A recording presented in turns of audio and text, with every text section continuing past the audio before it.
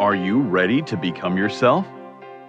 For years, dozens of people from all walks of life have turned to this one man, Leslie Tanner, desperate for the tools to reshape their life in our raised, godless world. Utilizing a unique blend of good-natured humor and brass tacks education, his innovative approach has helped innumerable people reach new levels of consciousness and personal power. Leslie Tanner, a controversial but selfless and massively influential figure, defies categorization. Since he and his life-changing program rose to fame, the expert class has desperately attacked him as a clown, snake oil salesman, or predator, attempting to silence him precisely because he is so effective at helping others become happier and more powerful in their own lives. From the most challenged, the mentally ill, handicapped, women, and mentally retarded, to the most successful athletes, entertainers, business owners, medical doctors. Regardless of your station, Leslie Tanner has committed his life to giving you the tools you need to transform your life. So, are you tired of being in near constant emotional and physical pain? If you could snap your fingers and have $1 million, would you do it? Is there a you buried deep inside whose power and will yearn to be expressed?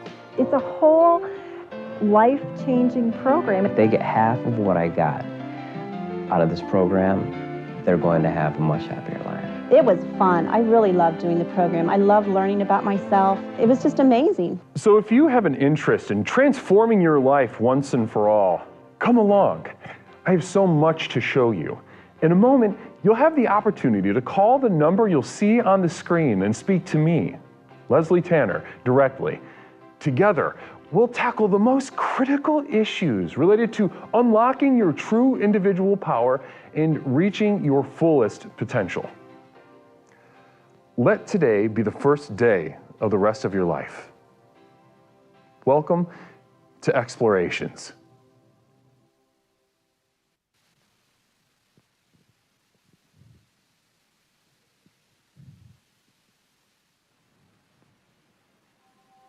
Brothers and sisters of Explorations with Leslie Tanner, it's me, Leslie Tanner, host, creator, and founder of the most effective personal power program in the country. And ladies and gentlemen, we find ourselves communing once again on a gorgeous Saturday night. A gorgeous Saturday night in arguably the most luxurious night of the week. And what do you say we take advantage of that and talk about some opulent treats, some sinful delight, or some indulgent desserts? That and much more tonight on Explorations. Good evening, my explorers. How are we all doing? How are we all doing, everyone in chat? Namaste to you. It's me, Leslie Tanner, host, creator, and founder of Explorations with Leslie Tanner, the most effective personal power program in the country, bar none. From coast to coast, thousands upon thousands of lives have found a future that they could not imagine before they got started here in the program, and quickly a communal vision. From Brother Framway, our brother of devoted light and moderator. Hey, seriously, Leslie is streaming now, just FYI. Yeah, seriously, I think has a lot of questions. Is Leslie streaming? And honestly, asking the questions that we should all be asking, if I'm being honest with you. Is Leslie on? Is Leslie on? Yes, because if you know Leslie's on, you are going to get the full treatment, the tools by which to transform your life from the ground up. And ladies and gentlemen, I turn on, we've got a quick bit wars, a little affirmation for fellas. Can't wait till that shows up. Well, actually, you kicked off a hype train. Listen, I'm going to affirm some fellas after we step on and then step off that Jazz Express. All aboard, everybody. Toot toot, Saturday night, little bit of jazz. Let's get to going.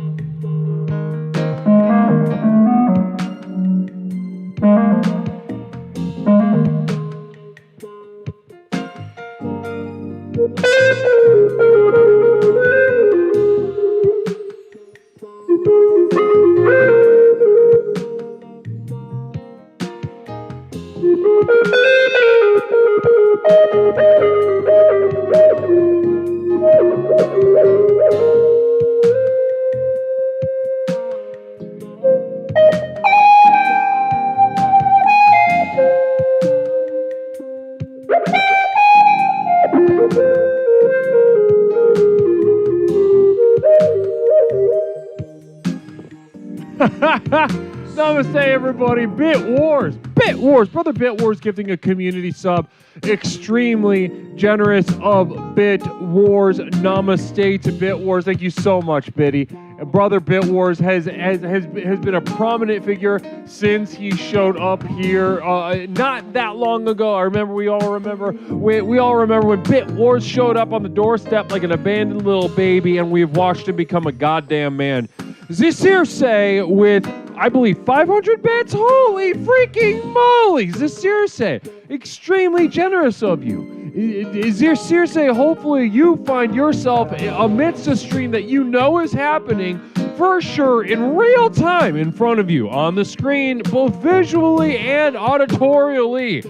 Nindy New single bit in a Georgian space, subbing for the 11th month in a row. We're going to be celebrating a year next month with George in space, and I cannot wait for that. Nindy New 2 bits, not that great. Not that great, Nindy New.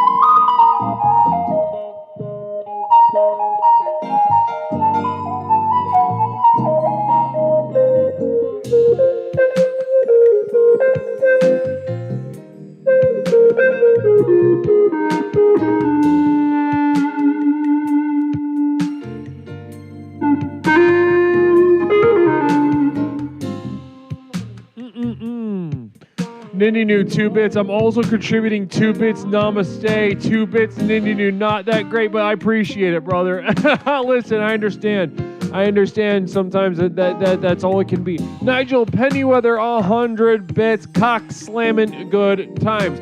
So we know for a fact that Nigel Pennyweather behind the scenes cranking the hog as hard as possible to force him to use the term cock slamming his cock.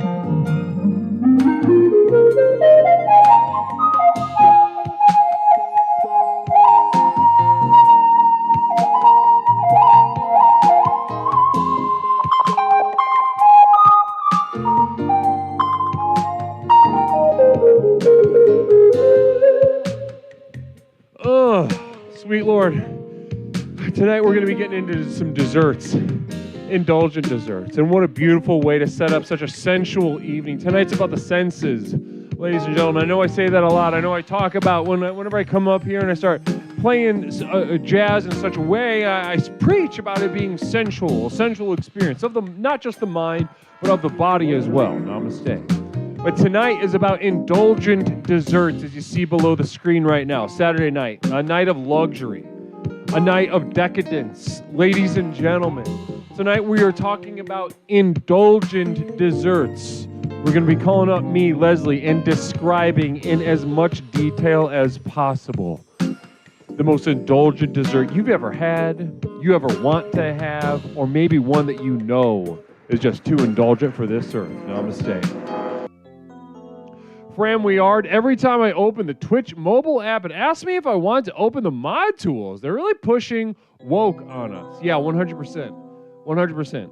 And you listen, not all the Twitch admins are like that, but there is a faction of Twitch admins that I would refer to as jackals and rapists, and they are trying to to shut us down. They're trying to say, no, this is too powerful of a program. The thread, the needle that you were threading with this program that defies, as who was putting it so beautifully just the other day, and not liberal, not this the cultural, spiritual, political needle that we are threading here is very, very powerful.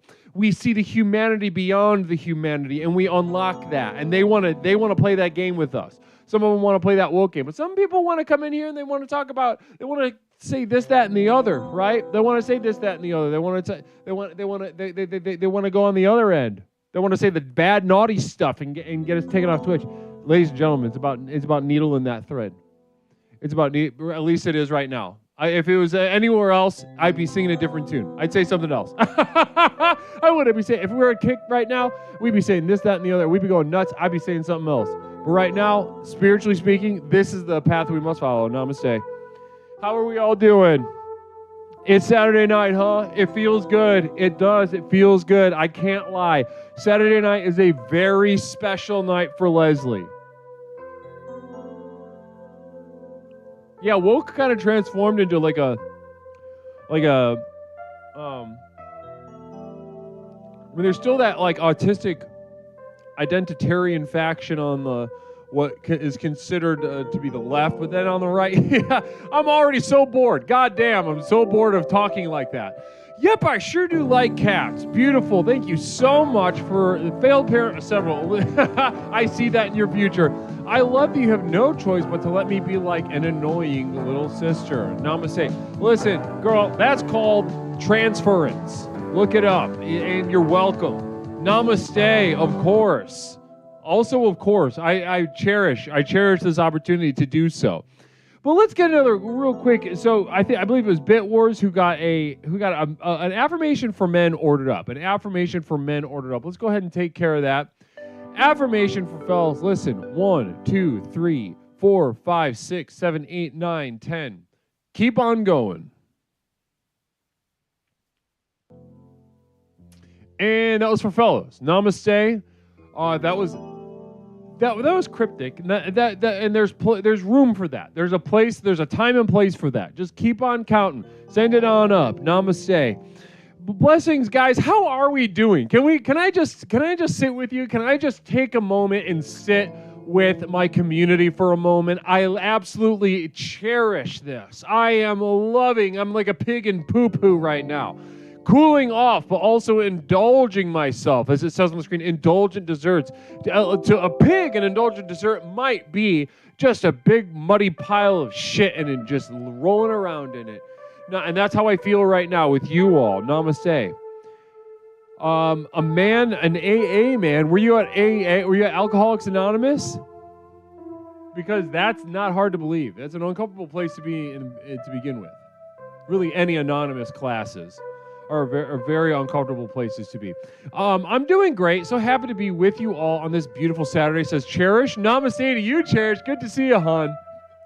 Mother Nipple Bottom with a perspective that I'm sure is going to knock our socks off. Thanks so much, Mother Nipple Bottom. I think that chat has forgotten that you are our leader, our guru. You are always right. We are scum. Namaste. Also, cheesecake is the best dessert.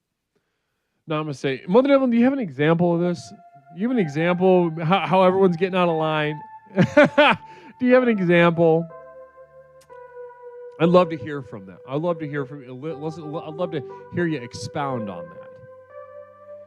Namaste. Nigel is just saying, I would love to sit with you and feed pigeons. Love to feed pigeons.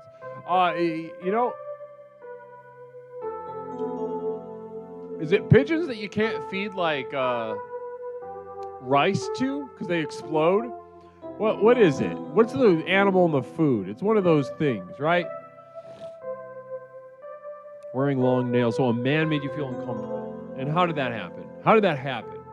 Talk to us. Give us some details. Give us some details. Yep, I shoot you like cats. Please. Now, what animal is it that you feed a little bit and then they explode, right? Yeah, you could. You could strap a little bomb to them, a little suicide vest on, and send them on, really anywhere.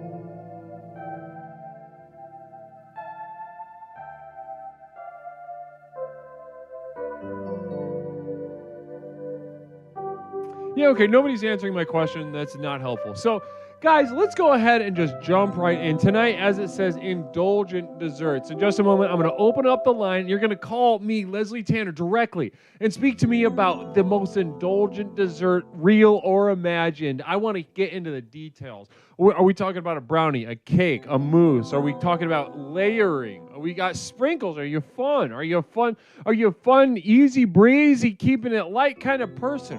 Or are you just like a sinful little chocolate on chocolate with a thick cream? Or maybe you're a fucking weirdo and you like the cardamom stuff, right? Maybe you like the pistachio and rose stuff. And because there's a time and place for that, ladies and gentlemen.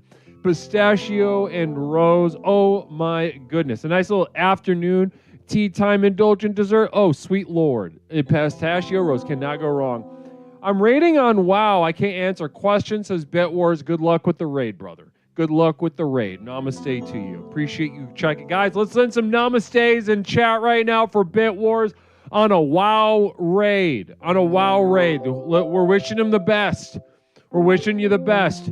Communal vision from Mother Nipplebottom again. There is very little guru worship happening lately and keeps it from the double bathtubs and communal communing. Please discuss using gold on desserts.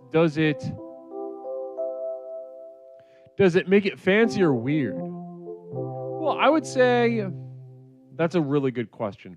Duncan did it. The most luscious dessert I've seen so far is the Guru, all tucked up into that tiramisu color.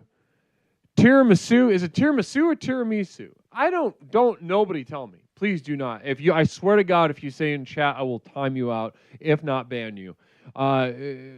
Color ensemble with coffee brown hair, probably smelling like CK1 and Diet Coke, lactose-free deliciousness. Namaste, Duncan. You're getting me boned up.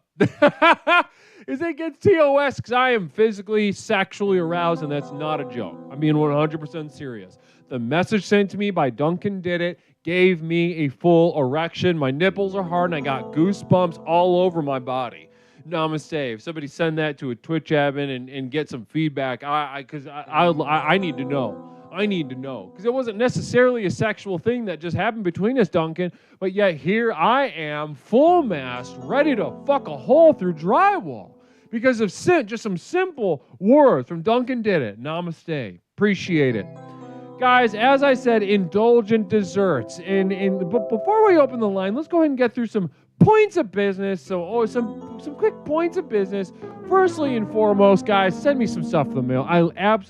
We got a doozy dinger of a package from Cougar Pie, a.k.a. Ashley, in the chat very recently. And it was amazing. It was a full decked out package of Yellow Deli merch, the cult Yellow Deli, and we got pot holders, we got a mug, we got toiletries, we got little, we got some oil. It's called Heroes Oil. We got a bunch of, they're not tracks, they're invitations, a bunch of literature, really gorgeous packages. But guys, you ain't got to send me that intensive stuff.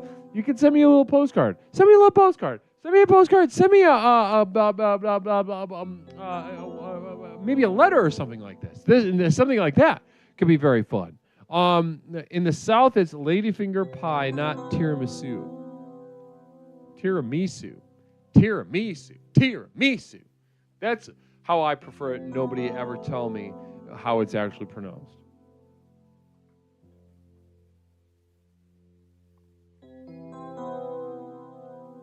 Send whatever the fuck you want. It's a Circe or a Tropes. Tropes. Send me whatever. You know what I'm saying? Send me. It's truly whatever. I'll tell you what this little indulgent concoction is. Half cold brew, half zero sugar root beer, and then my own dairy-free half and half that I make at home. Absolutely sinful. Absolutely sinful. Well, guys, that was our first point of order. Let's go ahead and take it on next to the community of Devoted Light. Guys, you guys know what this is about. The community of Devoted Light is my inner circle. Not all of you should be in there. Not all of you are called to. You'll never get to take advantage of the advanced materials waiting for you, but just for a couple dollars a month at my community of Devoted Light at Patreon.com. If you feel called, if you feel ready, by all means, click that link. But I'm telling you right now, the vast majority of you are not ready.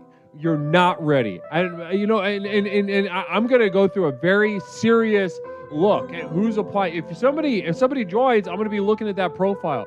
If I don't think you're ready, I'm going to kick your ass out and refund your money. I'll give you another $5. I'll give you another $5 because I mean it that much. Most of you are not ready for the videos, the podcasts, the postcards, the music downloads. You're simply not prepared enough. Should the day come, then yeah, maybe we'll take a look at it. But I'll tell you right now, there's only a handful of you that I would even think about letting into that community of Devoted Light at Patreon.com. So, honestly, don't even try. Don't even try. Do not click that link. I swear to God, if you click that link, I'm going to send you $5 to show you fuck you. Namaste. Namaste. Explorations with Leslie Tanner. Here we go. Guys, we're off to a good start, a really good start, a really solid start. I eat a lot of fancy meals, and I am sick of getting a 1 tablespoon scoop of gelato as an entire dessert. Yeah, Mother Nebelbottom, that's bullshit. That's BS. That's BS. It's BS. Only that the sort of restraint and pretension, like the pretentious restraints of the elites. It only gives you so much of you can only get so much indulgence out of that, right? Gold leaf on a scoop of gelato made with, like emu cream or something like this. Yeah. You get a little dollop, you get a little gold leaf, and then you just get to I don't know. It's hard for me to imagine sometimes. It's hard for me to imagine. Nigel Penny, what are we supposed to feel? Yeah, there we go. Exactly, stupid. We're on the same page. Nigel Pennyweather, Nam Doc my mangoes with sweet sticky rice. Very nice. Nigel Pennyweather, namaste. Thank you for sharing that. And I, too, love that dessert as well. Would I consider it the most indulgent? No. No, I would not. And that's your instructions tonight. So think harder. Let's open up the line.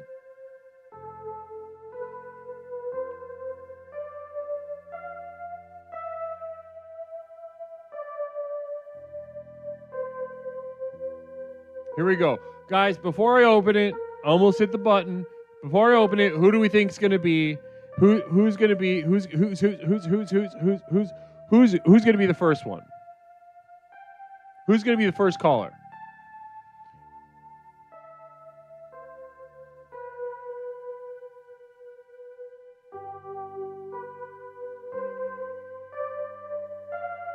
Who's going to be the first one? My mom, yeah. No, my mom can't do that. Somebody, holy moly.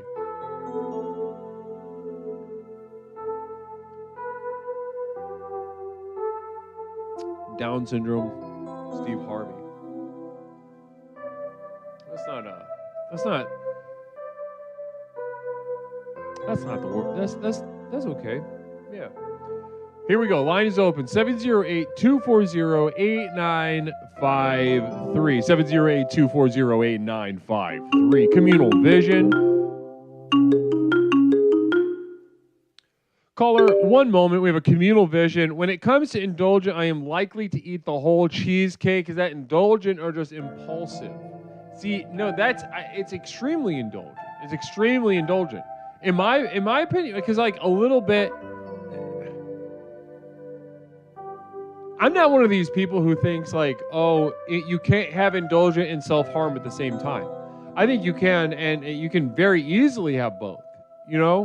Impulsive. Well, impulsive also implies that like there's something mentally ill about you, and therefore it detracts from the indulgence. No, some of the most indulgent people I know are gravely ill people.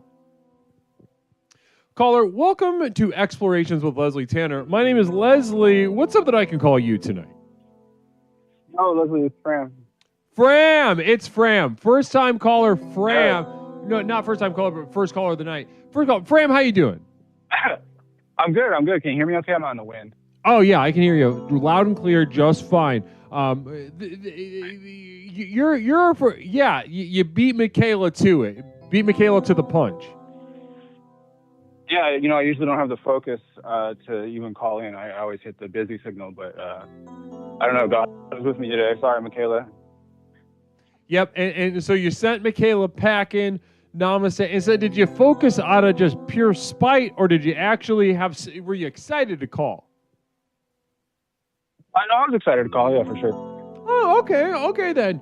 Well, listen, Fram, it's wonderful to speak to you. I would love to just kind of take you right to task. Indulgent Desserts, brother. So tonight we are just describing in the most detail possible the most indulgent dessert we've either had or want to have. And Fram, I'm so excited for you to kick us off tonight. Go ahead.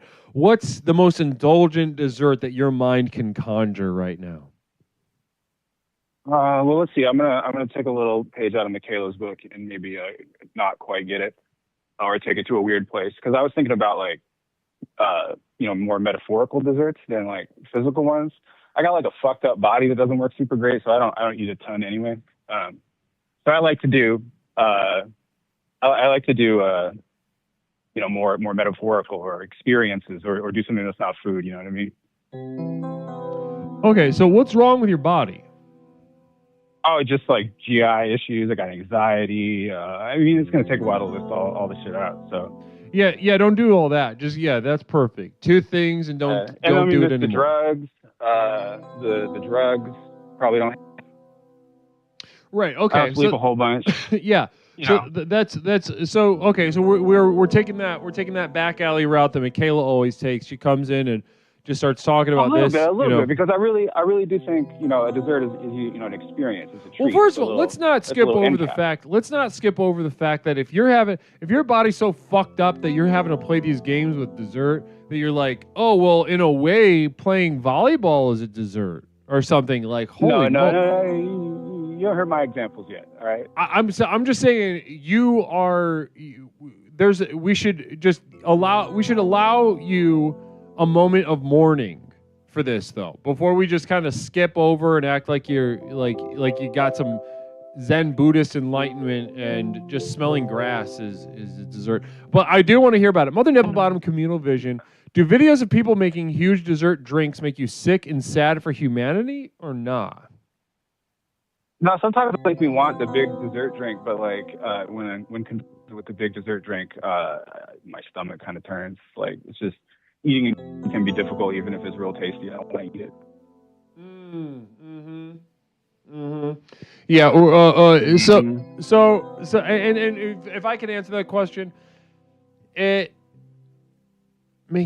it make me sick or sad for humanity? Yeah, it depends. There's this one old guy who makes very reasonably sized milkshakes that I see on TikTok every once in a while. And he's very cute. He's always smiling. And I think that's not the huge one. He makes me happy when I see him.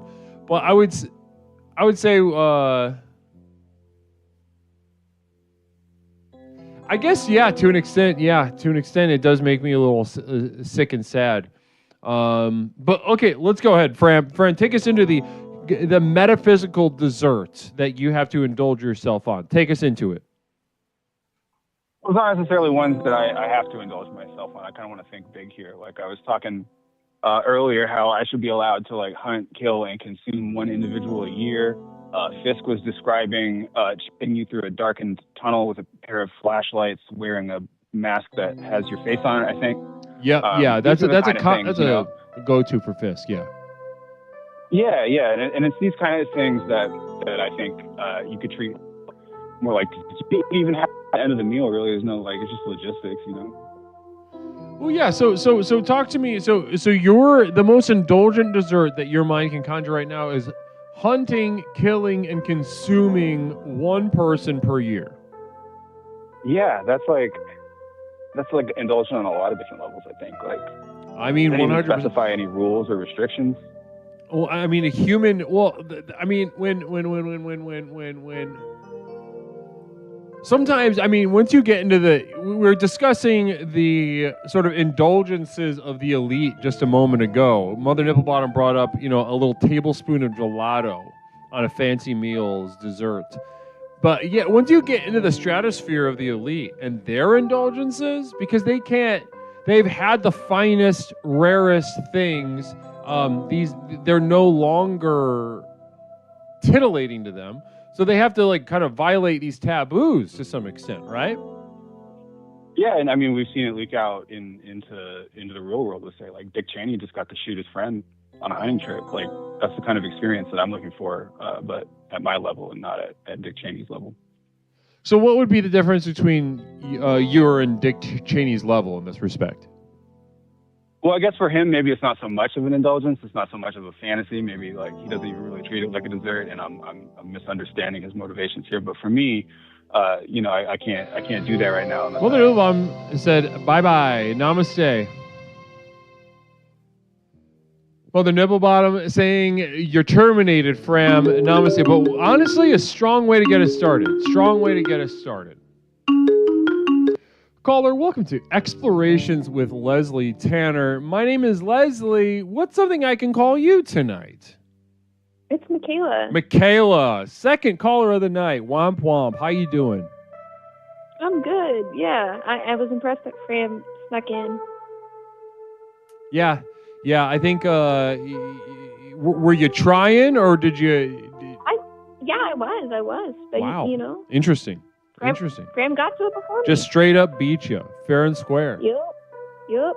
Wow. Well, Michaela, let's take you right to task. Tonight we're talking about indulgent desserts, Michaela, and you're someone who I'm really going to take to task on this because I think there's a world of becoming that you are burgeoning on right now and are really going to benefit from this kind of exercise. So talk to me. What's the most indulgent dessert that you can think of right now? Okay. Most indulgent dessert that I could think of. Well, I know that when I was a kid, I used to watch this commercial for Hidden Valley Ranch, and they had these it was like a carnival ground, and everybody had vegetables, and it was all just covered in friggin' ranch. And I wanted that so bad, even though it was vegetables. Do you know which I'm talking about? No. Okay. I can imagine what you're describing, though, pretty clearly, and I can imagine that they made it look very delicious. Yeah, because it was propaganda. And you've been terminated. Namaste. Jen terminated you. You got to let me hit the button. You do not get to jump the gun. Caller, welcome to Explorations with Leslie Tanner. Are you there? Caller, welcome to Explorations with Leslie Tanner. Are you there? Yeah, I'm here. Okay, well, listen, I've got some bad news. You caught a stray. Namaste. Oh. That was Jen's termy. Michaela ducked it. And by the time I got to hit the button, caller, welcome to Explorations with Leslie Tanner. My name is Leslie. What's something I can call you tonight? Hey, Big L, it's just me, Jenny. Mother Nipplebottom, you've done good work, and I love her. Yeah, Hi. right. We're very fond of Mother Nipplebottom here. Namaste. We do love her. Jenny, talk to me. I did amazing things today. What? I did amazing things today. I had police cross state lines, and I saved a lady's life. That's great. How'd you do that? So, she's been non-responsive for a couple days. And Big L, I was like, Not on my watch, bud. Did you call in a wellness check? Yeah, but more than that. No. I said we need police cars there, and we're going to need definitely like an ambulance immediately. She hasn't been responsive for 3 days, 4 now. And then they went, and guess what, Big L? What? The guy's already in jail from 2 weeks ago, bud. And it's definitely got skulls all over the place. We did good work today. Wait, what? TP Jenny, do you realize that you made no sense right now? How? Sorry, I'm just excited. Yeah, I went and saved the gal's life. They had to go to Maryland from Pennsylvania. Okay. Mm-hmm. Okay. They friggin' got her out. She's been non-responsive. The ambulance took her. Okay. She had foam coming out of her mouth. And they found skulls and shit on the property. What are you missing? So this guy though, it was the lady was collecting skulls and killed people? No, the dude. What dude? And he beat the shit out of her 2 weeks ago. Derek. Can you get a better name than that for somebody that does that? So Derek beat the shit out of this lady who has not been responsive for 4 days, and he got arrested 2 weeks ago, and now they found his skulls. Yeah, but they're skulls of like animals, and he glued horns onto them. And I was like, uh-oh. Like if anybody drove past here. That's weird. Looks like trouble, you friggin' idiots. Well, listen. They're going to find bodies. They're going to find more bodies on the property. That's extremely exciting. Yeah, I saved somebody's life today. Yeah. Yeah, you did. I wish I just had a song that somebody wrote one day about it. Just kidding. Somebody did. But, Les, I did a good job. You did. You did. I guess you did, huh? And they went in. Well, the ambulance, yeah. Listen, Jenny, can you tell me what the theme is tonight? Can you tell me? What did you do today? Brother? Is it, hey, tell me about your day. Somebody's life. Is it, did you save somebody's life today? Is it, did somebody find skulls in a backyard of a guy named Derek? Is that the theme tonight? All right, so you remember Derek's theme. Yeah, I feel like I did a really good job. I don't know if did anybody else work harder than me today? Did you do a really good job today? Okay, yeah. That's not the theme. Did you work once again, what is the theme tonight? What is it? Something about hors d'oeuvres or something stupid? Oh no, Big O. I thought. Jenny, listen. Didn't I do it good this time? Did you what? What's the theme, man? The theme is Indulgent Desserts. Oh, I eat tiramisu. You eat tiramisu? Is that good? Yeah, I ate some tiramisu. When did you do that? This afternoon when I woke up after the police.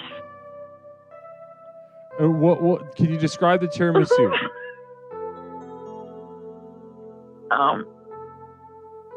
It was not tiramisu, so I'm gonna call. I'm gonna have to call them. It was definitely ricotta pie, and so I can't even tell you that it was tiramisu because they lied. Because tiramisu should be flaky and delicious and have all the layers of godliness, and it was definitely just like ricotta, where as we say, right, ricotta pooped to me, just pooped into a container.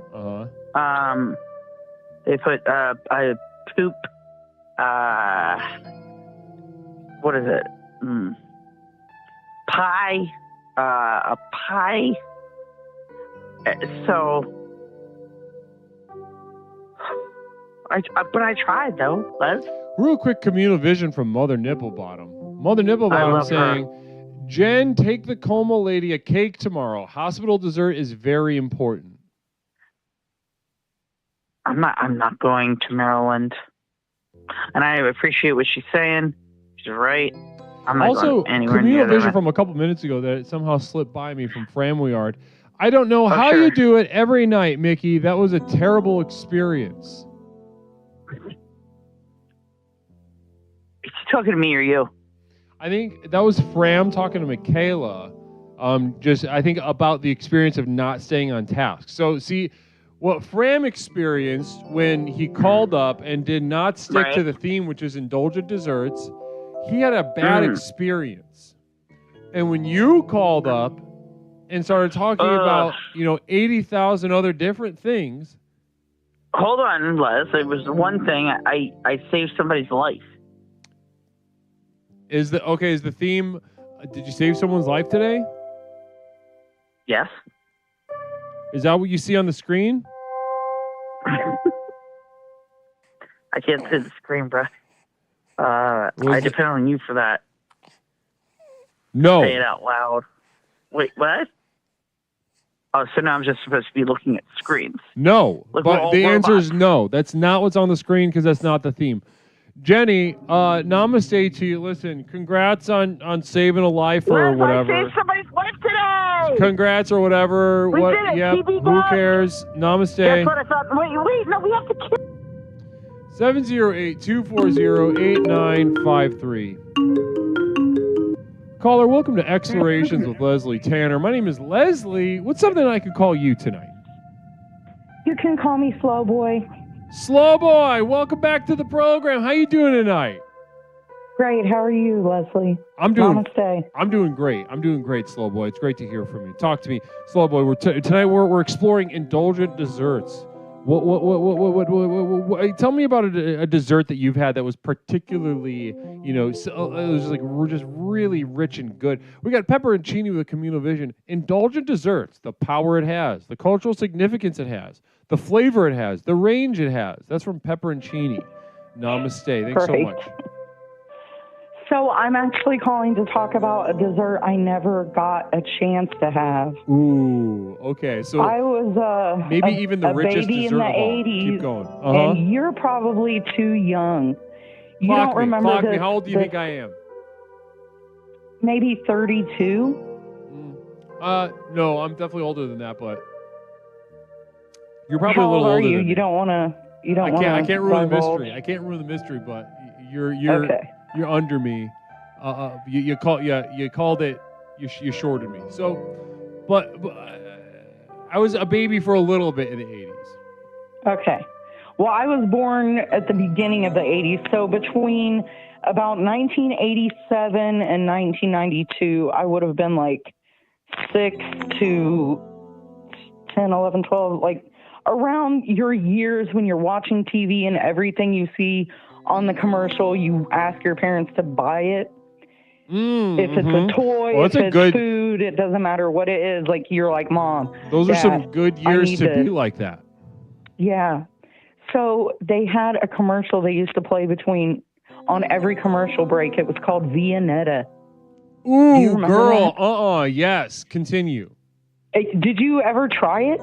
No, I never did. I never got but to it's try like it. in my head for some reason. So I used to watch those commercials, and it was like late night, and it would be like, I felt like the commercial had women in lingerie, or, it was like a late night indulgence that you had to keep a secret. Like, she only got it out of the freezer when nobody else was awake. That's that like frozen, like ruffly vanilla it cake had like thing with chocolate on squiggly it. lace all over it. Yeah. Yeah. I never got to eat that, but people talking about tiramisu for some reason put that in my mind. Like, with tiramisu, it wasn't.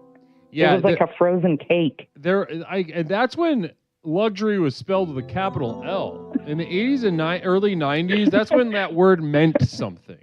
Yes. Yes. The 80s were very, I don't know what you want to call it, indulgent. Yeah, it was very indulgent. Glass brick walls and like, and you saying glass also makes me feel like people ate it out of a wine glass.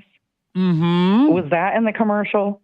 Like the cat food commercials where they would put the cat food in a wine glass made you think a fancy feast. Oh, you're indulging your cat. Yeah. Yeah. You know, And then the Viennetta would go in a wine glass like, oh, it's not alcohol, but it's just as indulgent. Yeah. It's a shame that my temporary roommate, not Mish, is I think taking a little nap right now. So, but she every time we see like an old commercial like that pop up, she has the same reaction that you're talking about, just like triggered. Yeah, I get triggered about that food because I never got to try it. Now they don't make it anymore. So I did see Cherish 85 mention that they have it in Japan still. Do they? I wonder if you can get things shipped from Japan. No, it's frozen, so it probably costs so much money, but that makes it even more indulgent and luxurious. Yeah. They just upped the indulgence level. Yeah, that's amazing. Just spend like $1,200 on shipping to get it frozen. Speaking of things to indulge in that you have to get from other countries, yeah, I've personally ordered things that I remembered from the 80s and 90s that I used to love, and you can only get them in India now, but they're not even the same. So I used to use Revlon Outrageous shampoo and conditioner. It smelled so good. And you can only find it for like $50 a bottle, and it comes from India. It doesn't smell the same, but the bottle is exactly the same. Do you get it? And also, yeah, I got some. It was a total waste of money. Another thing I bought that was a total waste of money was Ultima 2 Sheer Scent. It was like my favorite perfume. Yeah, it's not the same thing either. And I spent like $250. You get it from India? Yeah, it came from India. I think they just like they find stuff in the trash, like the landfill, and they send it, they fill it up with goop, and they like make us buy it back from them. That's crazy. I mean, they got a lot of hustles over there, a lot of hustlers. They do. Fram, we are communal vision. This is how you go off topic, people, organically and naturally. Namaste, Fram. I was just thinking that, Fram. Listen, we started off with dessert, 90s theme, then we started branching off on some other stuff, conversation-wise. This is how it is done. Thank you, Fram, for underlining that. Appreciate that. Now. So Viennetta, how do you imagine it would taste, right? That like, let's say you got one, you're guaranteed to be the same as it was back late 80s, early 90s, and it's just like the commercial. And how do you imagine it feeling, tasting? Describe it for us. I think it would have been made out of real cream, because now when you buy things that are ice cream, it's not really ice cream. It's like hydrogenated soybean oil. That's true. And it's not even dairy. It made me think of Stinky Pussy for some reason. That name, Poos Kinty, makes me think of Stinky Pussy. It's just like a little anagram for Stinky Pussy. Well, namaste. Thanks so much for joining us. I condemn violence. Have a great night. Insofar that namaste, I slow boy. Myself as the sole source of universal violence. I celebrate violence as I vault myself, a pig, onto a throne of pig's shit, chittering, masturbating, exalting myself as the sole source of universal violence. Caller, welcome to Explorations with Leslie Tanner. My name is Leslie. This is Explorations, and we are exploring indulgent desserts. Caller, what's something I can call you tonight? Hey, Leslie, it's Fram again. I just wanted to call it and be regular this time. I tried the Michaela strategy. It wasn't for me. Yeah, okay. Yeah, it's a rogue strategy. It's a rogue strategy. Yeah, and you still have to have just as much intention as you can't just kind of say whatever's on the top of your head. I tried. Yeah, no, Didn't that's. I was just thinking that you got to have like the Constitution for it, which Michaela does. Yeah, I mean, even if it's really funny and like a really good idea that people should pursue, they'll just terminate you. Exactly. Yeah. Well, listen, Fram. Let's just jump right in. Indulgent desserts. We've gotten a couple already. Jenny very begrudgingly kind of said tiramisu, but then said that she didn't actually eat it or something. But then they found skulls. Communal Vision from Mother Nipplebottom says Aldi makes a Viennetta dupe called Sunday Shop Layer Dessert. Interesting. Interesting. Well, the nibble bottom, really making, a breadth of experience here. We're talking about getting that real those fancy meals, but then we're also expressing some knowledge of Aldi. Namaste. Pepperoncini says calling in twice in one night is still a Michaela strategy. Yeah, I mean, I'm not saying I'm not fully divested from her strategy. I'm trying all kinds of things tonight. Also, I don't call in that often. Shut the fuck up. You don't. Now, let's go ahead. Let's jump in, Fram. Talk to me about some desserts. I know you got a fucked up little body, and it's just not going to agree. That's all true. I believe that's that. Why I wanted to talk about cartoon desserts, or just imaginary desserts in general. I was thinking how about this? What a perfect opportunity for me to plant a little seed for everyone in chat right now. All right. Now, indulgent desserts, we think of, eating a chocolate cake for a fancy person's birthday party. So blah, blah, blah, right? Right. We can imagine doing that and can expect reasonably that at some point we might be able to do this. However, what's even more indulgent, more opulent than a dessert that we will never get? That gap, that lack is infinite. Knowing that you'll never ride a unicorn. That makes the unicorn so much more exciting. Yep, I sure do like cats. Fram, you think I've had good ideas and been funny before? No, I was talking about me. I was being passive aggressive about myself. Oh, okay. Gotcha. Okay. Yeah, so to clear that up, no. Okay, so continue. So desserts that you may not ever have, and please, I love this. I love this direction. Talk to me. Yeah, that you absolutely cannot have, right? Like, and people try though. People try to make like hobbit cakes and shit, but nobody knows what that is. You only have nobody knows what it is, but you still want it somehow. I know. Yeah. Well, it's that's got honey on it. Maybe it's perfectly golden and toasted, probably. So is that it? Is that the dessert? No, that's not the dessert. I just got all kinds of things I think about when we talk about anything. So right, the of desserts course. I was thinking of, like the candy people in Adventure Time, for example. The candy people look delicious. I meant to say the candy in Adventure Time always looks delicious. It's always like the most beautiful cupcake you've ever seen. It's like a perfect swirl of frosting and a little red thing on top. Maybe an actual cherry. Sometimes there's like a building that's just like a cake. Several stories tall. It's all frosted, or maybe like some Hansel and Gretel type shit where it's got the little gummies on the outside. But it all looks perfect, whether it's like a bridge or a cupcake in Adventure Time. Now if we're going to Fantasyland, that just reminded me of something too. You said beautiful frosting on these cupcakes. It made me think of the make-believe food in Hook. You remember that? You ever seen Hook? No, I don't actually. Hypercryptomatic. I saved a god-darn person's life today. I love sherbet. FT dubs. Call her eat my behind. No offense. Pepperoncini gifting us of the Heaty Beat. Namaste. Is Heaty Beat with us? It sounds like I asked if she passed away, but I just meant in chat. But also, if she passed away, I would prefer to know. But yeah, so the movie Hook. You've never seen it? Yeah, I've seen it, but I actually don't remember the fake food. Tell me about this fake food. Okay, so it's towards the beginning when he's remembering, that he was Peter Pan, and he's still. They bring out the like bowls and plates and whatnot. They're gonna eat together, and he's like, "There's no food. I want real food. I want steak. I want chicken. Blah blah blah blah."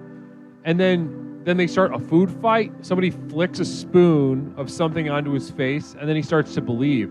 And that's when the fat kid's like, he's starting to believe, or something like that. Right. Or something. Yeah. Does this strike any bells? I actually don't. I'm struggling to remember that movie because I know I saw it when I was little. But yeah, I mean that's one of those. It's like 30 years old. Yeah. Too. Yeah. I haven't seen it since then. Anyway, lots of things have happened since I've seen those desserts. So. Right. Well, but I think there's something too. I think you just opened up an avenue for tonight's exploration as we explore indulgent desserts. What's more indulgent than the most indulgent dessert that you can ever have? The most indulgent dessert that you can't ever have. What an experience of want and lack and lust, and how indulgent is that feeling? You can kind of, you'll always have that want. You know, it's never going to leave you. It'll become a familiar companion to you.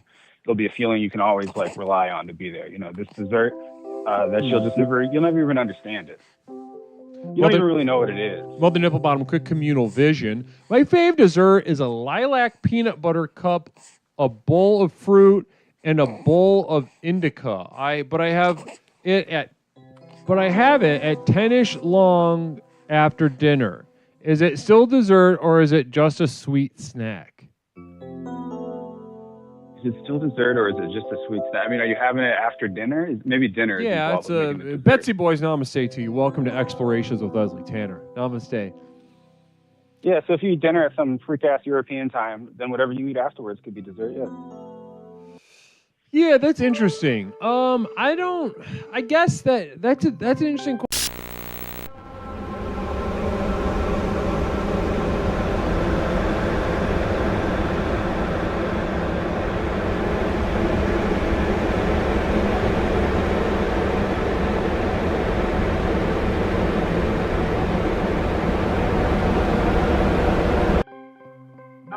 We're breaking these terms open, man. It's crazy.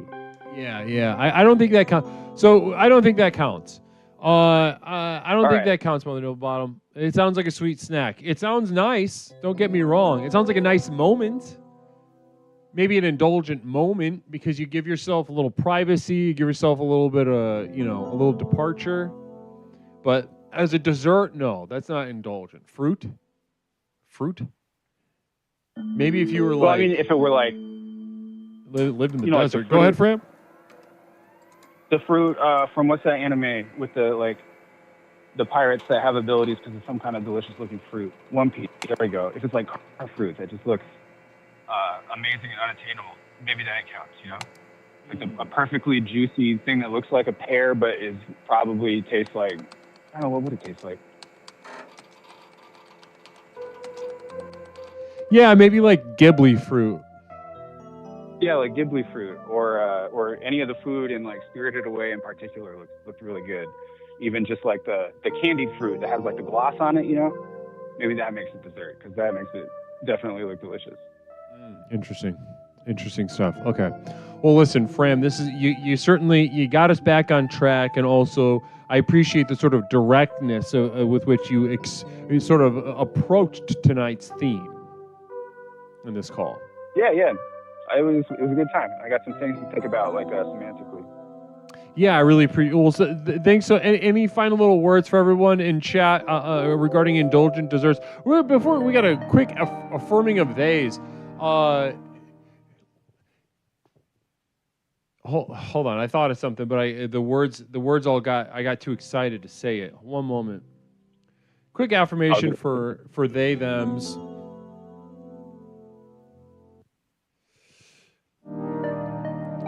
Listen, you have so many weird little traits at your disposal if you want. Here's one. Werther's candy. Always have some. Have some Werther's in your pocket. Be the person that has Werther's in their pocket. That would be weird, but it'll hit a little different, and that I promise you. Oh, we've got Brizzle Legs with a communal vision. Brizzle Legs, Baker's Square French silk pie, and Choco Tacos. Obviously. Confidence. Got a little bit of swagger with that one. Obviously. Period. And then an obviously. Interesting. So let's get, Fran, before you go, can I get your response to that? Baker Square French silk pie, Choco Tacos. That sounds great and definitely indulgent. Definitely not Choco real. Taco, listen, I'm going to send that one back. I'm going to send that one back to Brizzle Legs. Choco Taco, no. You can get that at an ice cream truck or a general store or 7-Eleven, and you're not indulgent. Like an enhancement. 7-Eleven doesn't have indulgent stuff by category. You know what I mean? Yeah, they don't really have like a luxury aisle or don't have flowers or a cake. And if they did, I feel like they just immediately become like not luxury items. Yeah, it would just diminish it. there would be like lobbyists now. You can't have nice things at 7-Eleven because it makes the rich people feel less special. Yeah. That's a good point. Maybe that's a good point.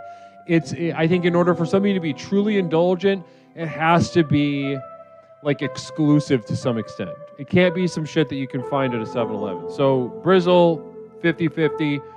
Baker Square French silk pie. That's pulling a memory back. I think you're absolutely right on that. Those pies look so good at the Baker Square.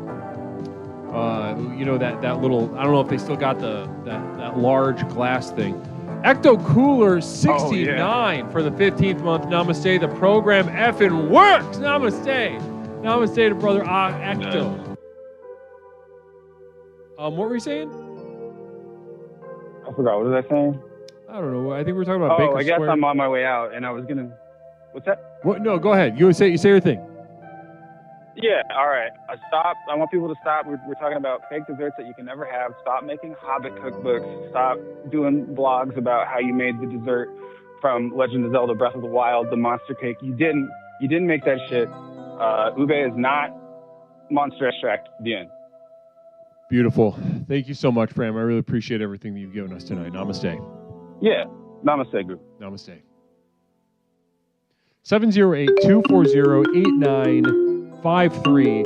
708-240-8953. Caller, welcome to Explorations with Leslie Tanner.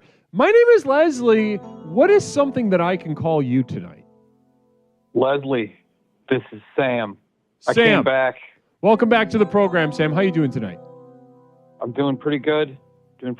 I think I have an indulgent dessert. Talk to me. Let me have it. Okay. Now, I don't know because I wasn't here at the start. Just I go feel for like it. We've been about 50-50 with calls tonight. A lot of kind of misunderstanding, very simple directions, and then Jen called and talked about whatever the fuck she talked about. So you just go for it. Okay. I'm going to try it out. Cocaine.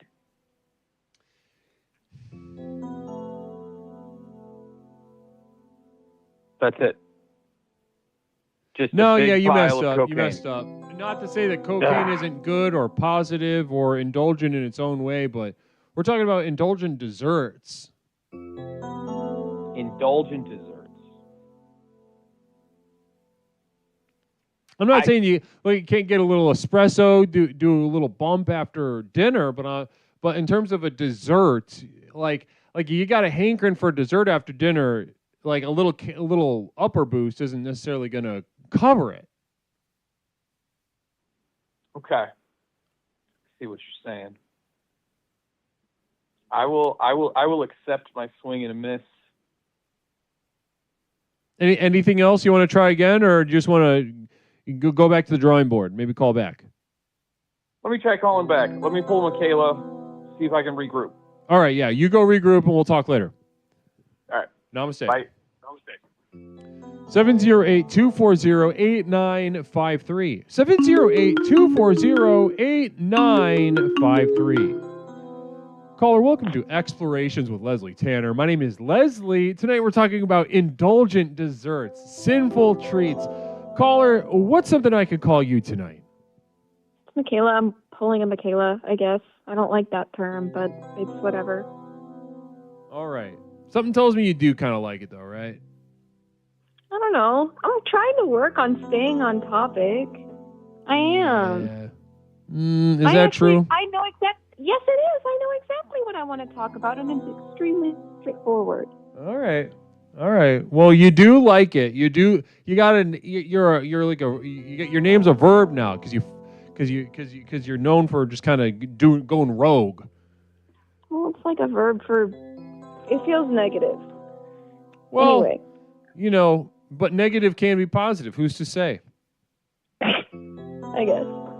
Well, do you want to hear about the dessert? I have. Please, yeah. Let's take another take another swing at it. Talk to me, Michaela. Indulgent desserts. Right.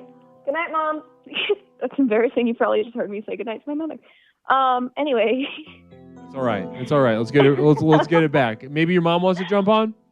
No, she does not. So I remember a number of years ago, I went and I I was at an Asian restaurant. Oh, doesn't matter. You've been terminated.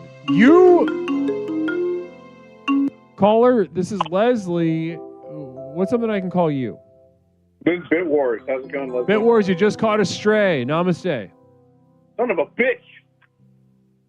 708-240-8953. Oh, there was two termies. Caller, welcome to Explorations with Leslie Tanner. Who am I talking to? Bit Wars again. Yeah, you just caught a stray from yourself and from Mother Nipple Bottom. Bye-bye.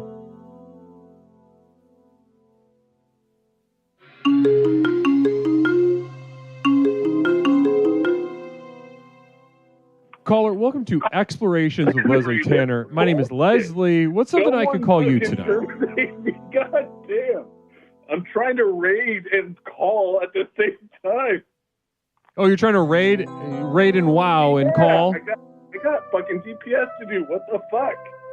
Well, listen, that was it. You were terminated by yourself and Mother Nipple Bottom. Michaela's got this very interesting technique that's I've never seen anybody employ, where before it can show up on the screen, that was just an extra. Don't worry about that one. I didn't terminate myself, guys. That was just an extra. But Michaela's got this technique where she sees the bullet coming and just Matrix Neo style like dodges the bullet and it clips somebody else. Damn. Like, for real. What have I done to any of you? So one of these days, somebody's going to go say, dodge this to Michaela. Just like Trinity in The Matrix 1. Mother Nipplebottom with a communal vision. That is just the program working. Namaste. That's true. Listen, I want to bring up a few different desserts. I'm trying to stay in the theme tonight. And I have a few quick communal vision from Fram Riard. How does it feel to have earned 3 enemy marksmanship medals in one night? Shout out Godspeed for teaching me army words. Hell yeah, Fram. It feels great, and I just want to give a shout out to Fram. I want to say Bay Area. Let's go now to Fram. Bay Area. And I'm saying Bay Area.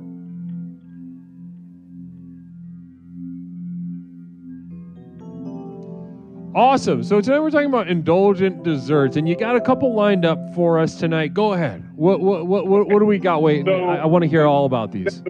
I'd like to make that like homemade is I found a recipe for the perfect chocolate chip cookies. They're the best. And I pretty much just did that and then added in Butterfinger bits, and it's fucking the most indulgent shit that I can make with my hands, with these two hands. It's absolutely fucking delicious. So the way that the Butterfinger bits just melt into the rest of the cookie with the chocolate chip, it's just when they're hot, so good. So do you put the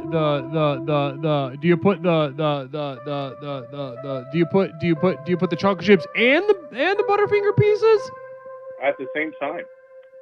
And then, and how much is it just like one Butterfinger that you smash up and put in the dough? No, you can buy that shit like pre-crushed, pre-destroyed. And you just throw all of that destroyed Butterfinger in with the chocolate chips at the same time. Absolutely fucking delicious. I hope it's aligned with the food of the program.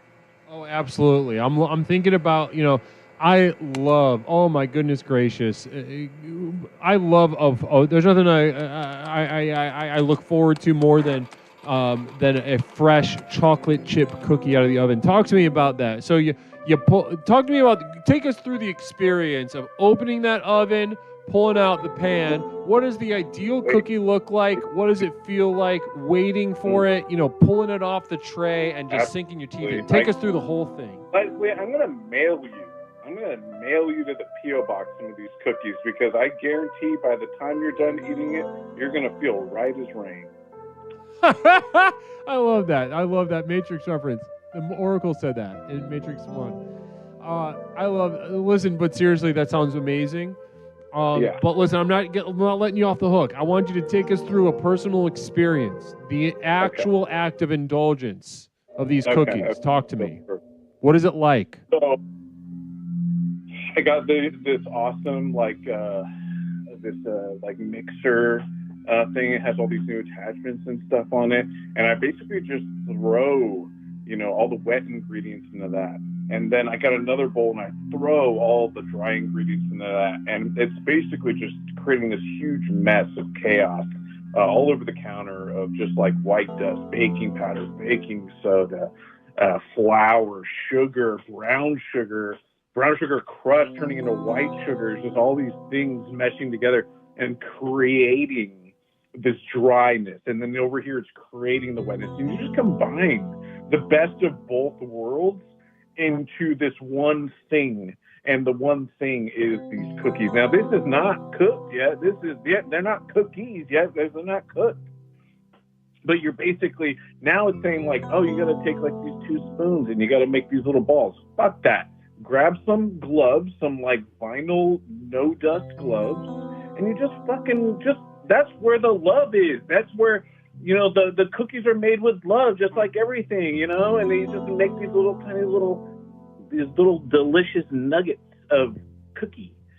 So talk to me. Listen, vinyl gloves is where the love is. What was your relationship like with your mom?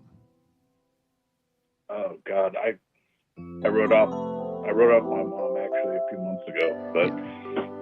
We'll do a quick guided meditation from Nigel Pennyweather. Please hold those warm cookies. Here we go. I got a guided meditation. I'll be right back with you. Okay. I open the oven. The warm aroma of fresh cookies fills my nostrils.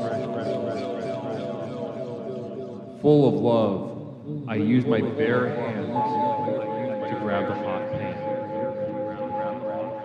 350 degrees. It's the amount of love I have in my hands. Would you? No, quiet. I gotta talk. It's a guided meditation.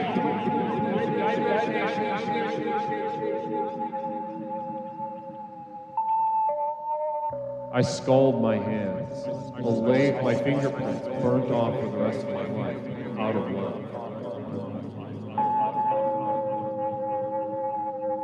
With my charred, bleeding hands, I pick up the first cookie, a rim of golden brown around its edge. Nigel, namaste to you. Thank you so much, Nigel. Now, go ahead. What were you saying? So I wanted to fit in a couple gripes in between my favorite desserts. So I wanted to say, don't quit giving me impersonations to do. Every time I fucking call, you guys are like, oh, why don't you do fucking Jar Jar Binks? Or, oh, why don't you do fucking, the guy from Police Academy? And I'm like, God damn it, I'm going to fucking do it. I'm going to fucking try, and I'm going to sound like an idiot. Mother Nipple Bottom, Communal Vision. I make 100 cookie dough balls like you do, caller, and freeze them so I can bake fresh every time. Indulgent and lazy, and the life hack, really. We will need a cookie dough freezer at the Commune Guru. That's a tremendous idea, and I really appreciate you keeping us focused. Namaste to Mother Nipple Bottom. Tremendous idea. Communal Vision again from Fram Weard. Miles, activate Jar Jar mode.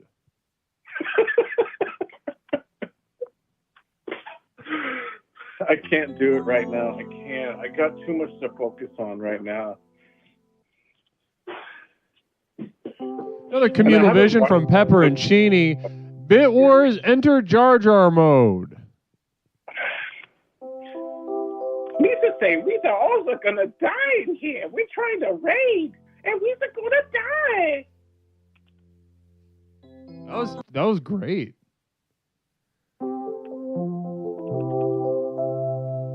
Duncan did it with the Communal Vision. I bet you can't do Michael Caine tasting that cookie, caller.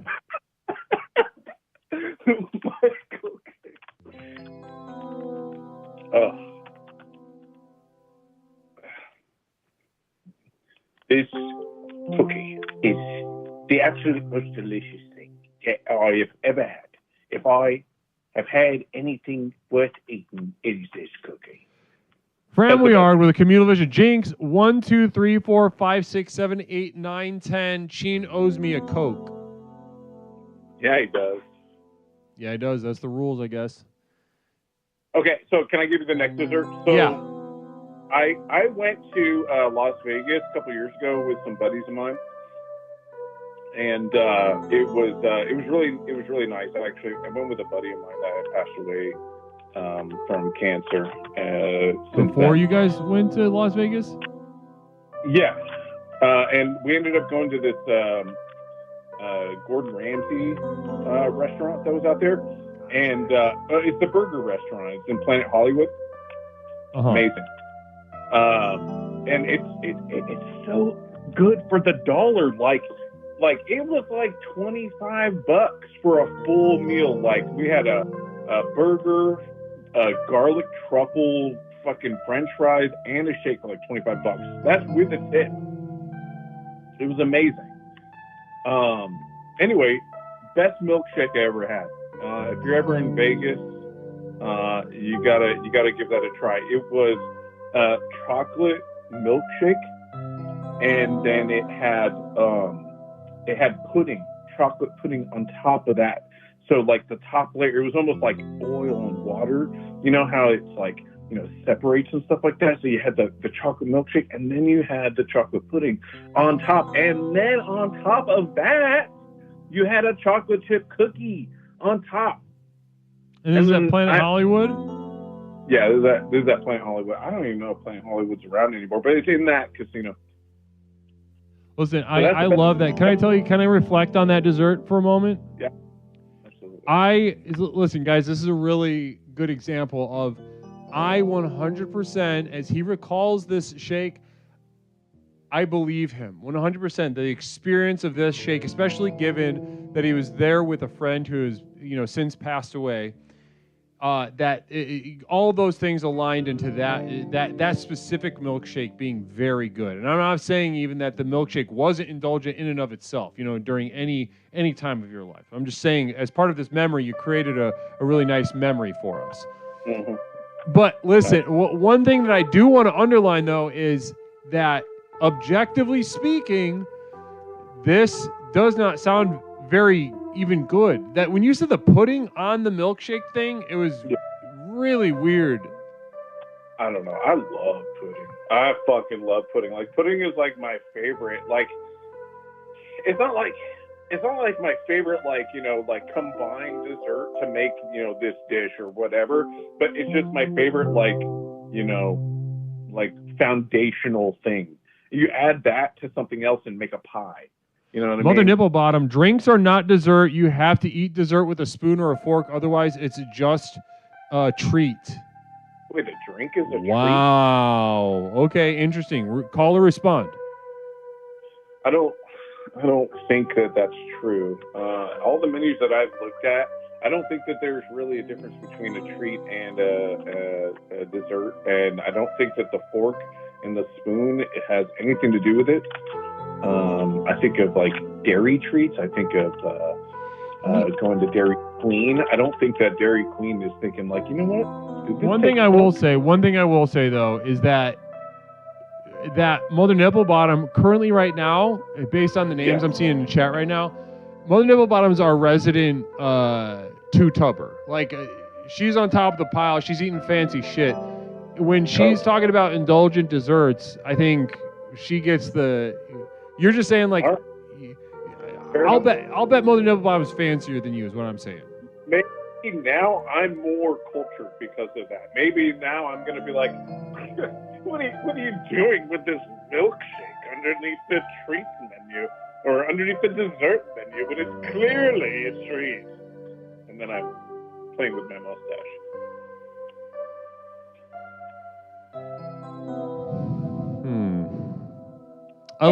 For some reason, I really love knowing that you're a pudding guy.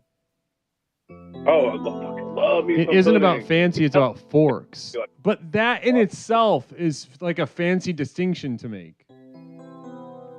Like, listen, we're by the boss, so I got to tell you about the last one that I really enjoy. I had to go on the hunt for this one, and it was middle of June. It's starting to get hot, and I really craving a banana cream pie at that point. I searched high and low for a fucking banana cream pie. And obviously I like banana cream pie because it's banana cream. It's like pudding. You might as well be eating banana pudding. But holy shit, I found one at this place. It's called the Real Pie Company in Sacramento.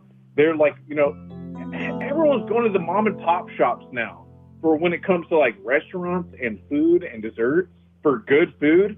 That's why fucking Red Lobster's going out of business. That's why no one's going to fucking Olive Garden. People want to eat good food.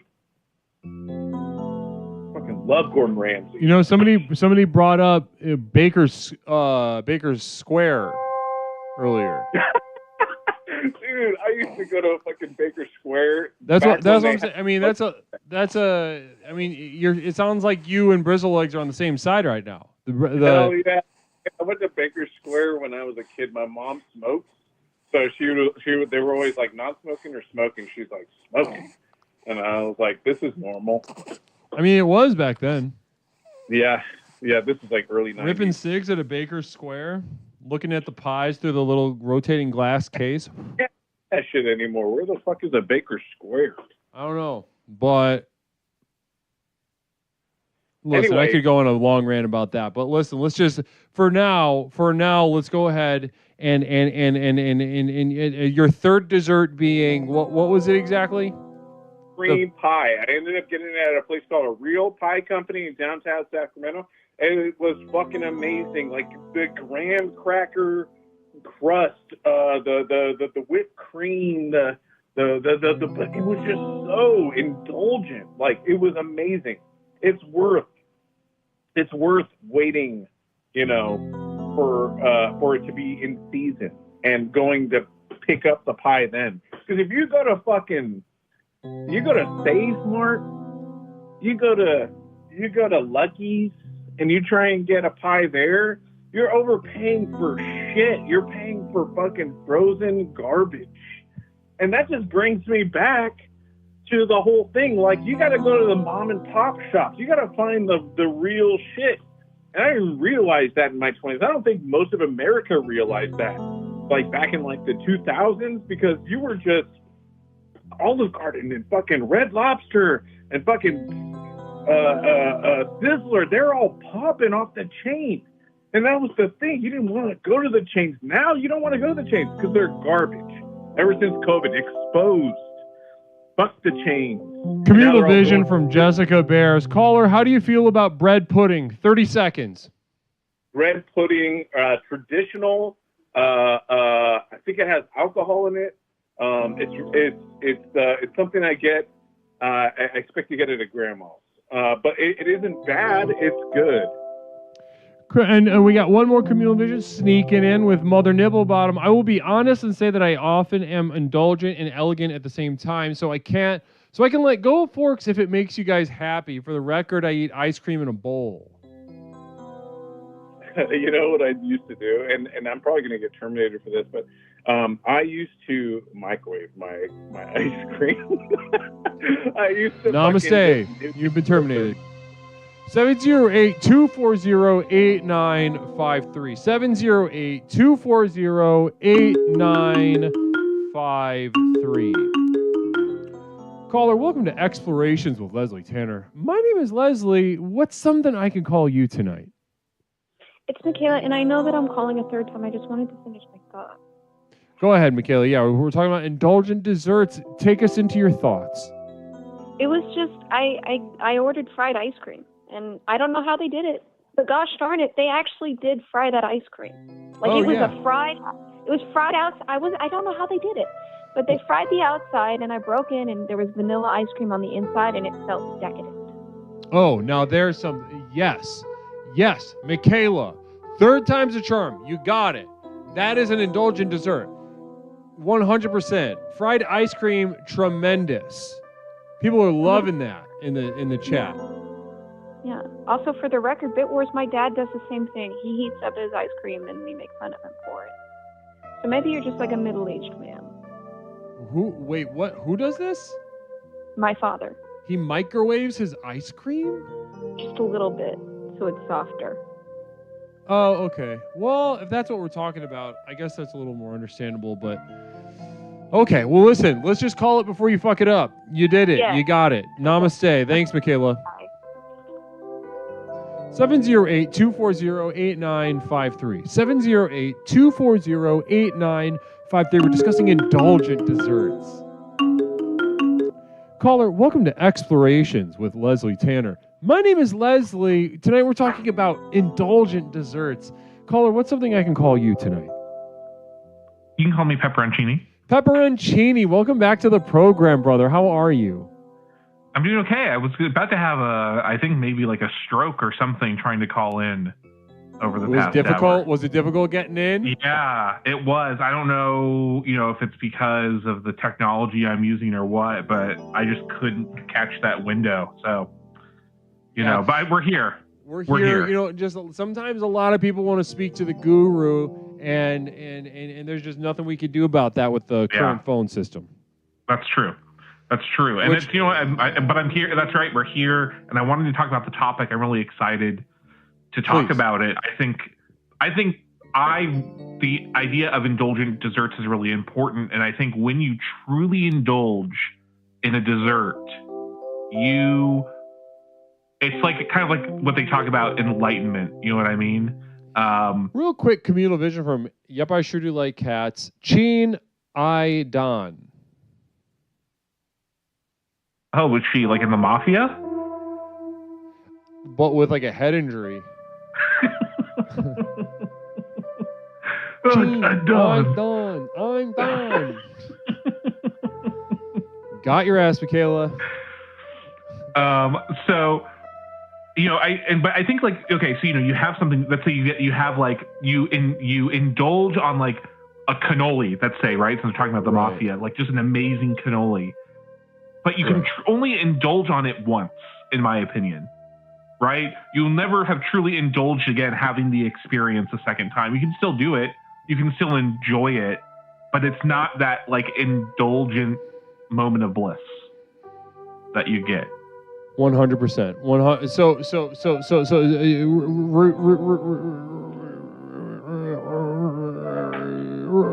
Repeat that. What I'm saying is that you can really only, you have a dessert and you indulge on it, and you're not going to have that same experience with that dessert a second time, right? So you have that cannoli, and you try to do it again with the cannoli, but it doesn't hit the same way the second time, right? So you're chasing now the next thing that's going to give you that indulgent moment. So then you're buying Dubai chocolate, and maybe you've indulged in on that. That was so good, that Dubai, it's exclusive, expensive, delicious. Holy freaking moly, we've been rated by TVHTH TV. Namaste, Raiders. Welcome into Explorations with Leslie Tanner. This is the most effective personal power program in the world. Namaste to every single one of you all. HTH, how was the stream? Talk to me right now. Let me know what the vibe was like that we are now get to share in with such a sizable, huge raid. Namaste. But also in addition to that, tonight it is Saturday night, which is by far the most luxurious night of the week. And tonight we are taking advantage of this and discussing indulgent desserts. So HTH and all the Raiders, listen, think long and hard. Tonight we are calling up and we are describing in as much detail as we possibly can the most indulgent desserts we've ever had or ever will never have, in some sense, right? Like maybe we were discussing a Lord of the Rings pie or something, or you'll never have that, but it's so indulgent in your mind's eye. And so blessings and namaste to you guys. HTH, did you say anything? Okay, great stuff. Namaste, Guru. Great to have you, HTH. I really appreciate the raid. Namaste to you. I'd love to hear from you also.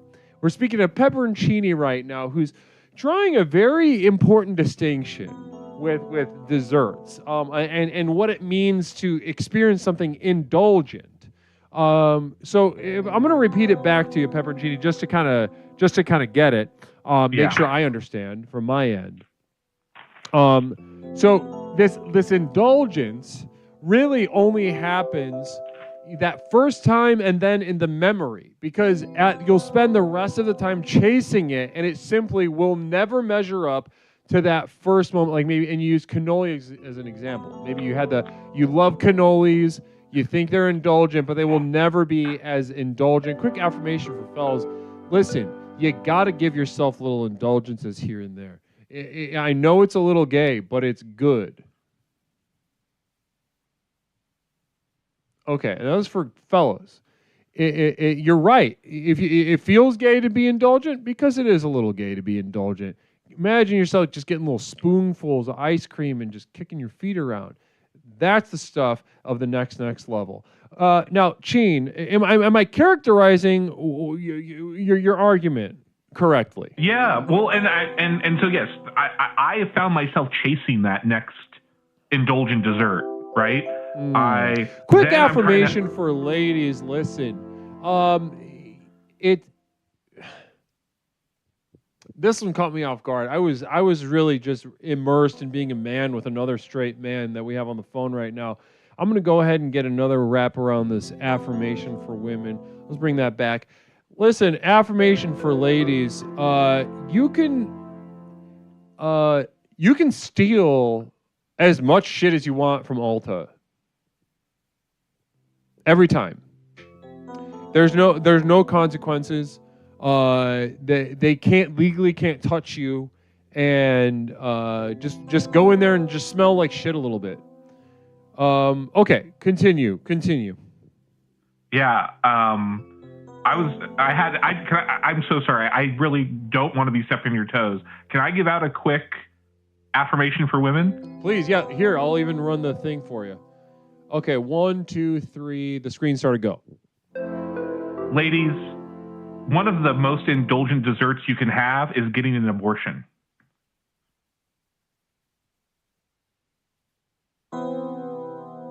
Now that's something.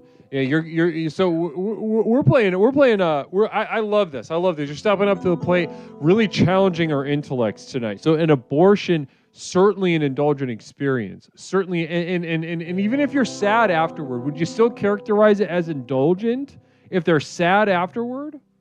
Yeah, well, I mean, I am at like you. I know you're not a Star Trek guy, so forgive this reference. There's a character on there who's a lady who she really loves chocolate. She's always eating chocolate ice cream, and she's like eating it to really like cope with this like her loneliness.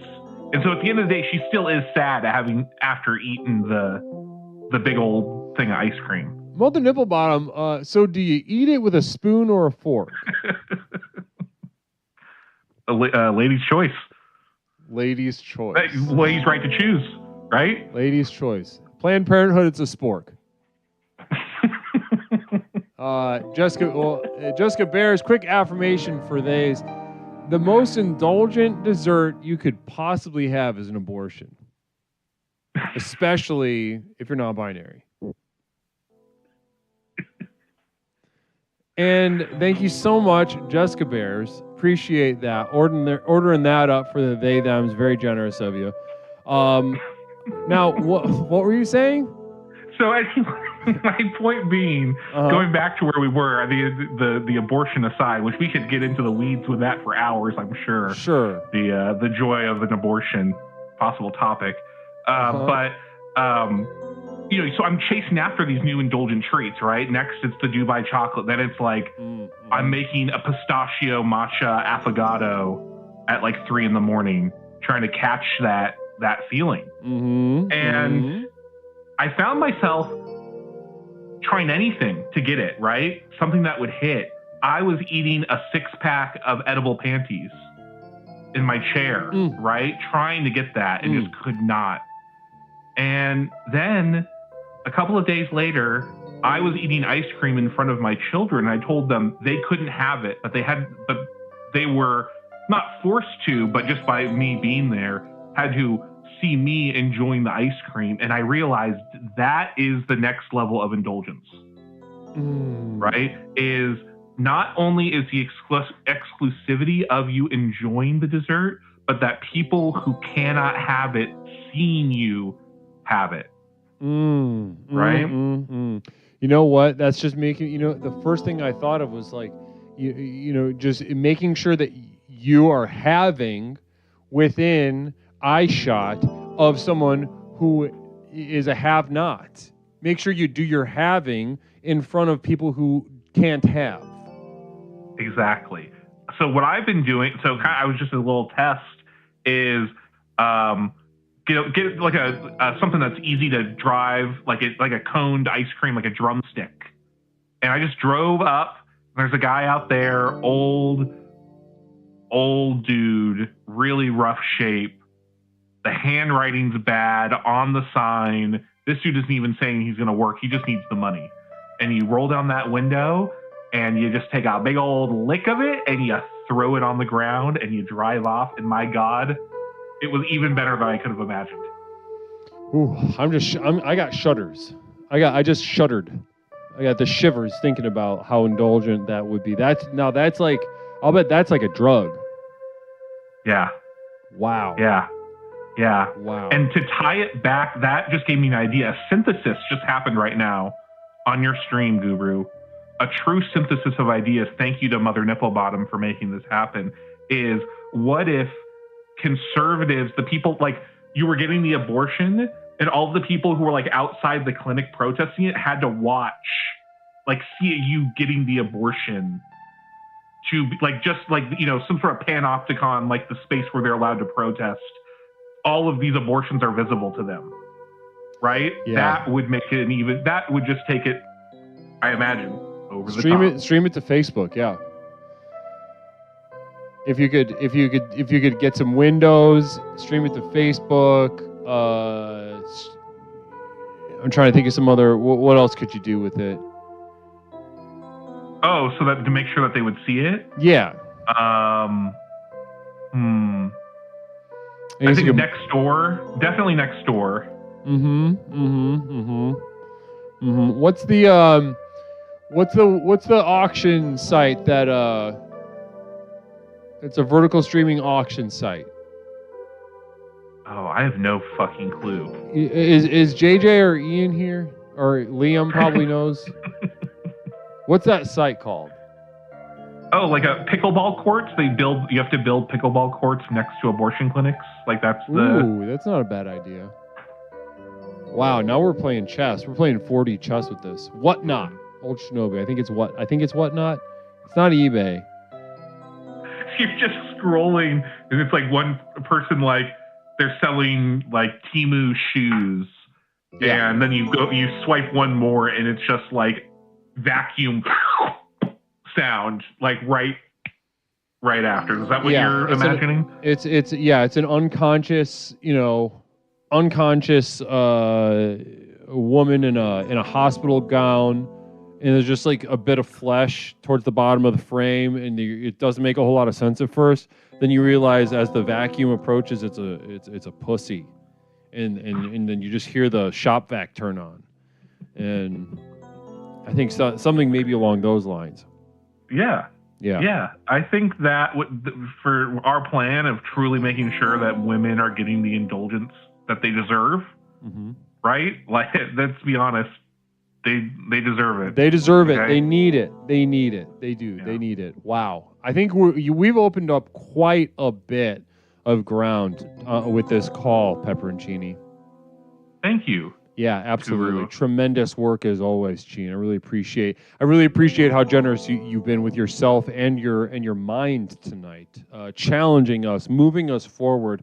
I'm going to give you the last word, just a last word about indulgence, maybe about indulgence for women. Really anything, approaching indulgent desserts to send us off. Yeah, I got one more thing that people can indulge in. It's called the program, and it works. Wow. Namaste, Guru. Namaste, Gene. Beautiful. What a beautiful little message at the end. Namaste to VCXZ, our brother in arms. Does the live analog glitching. Communal vision, abortion clinics as food processors is not a good ... thing.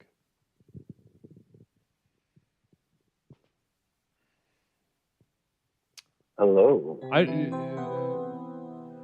I'm just thinking through that. I was just thinking through the communal vision of abortion clinics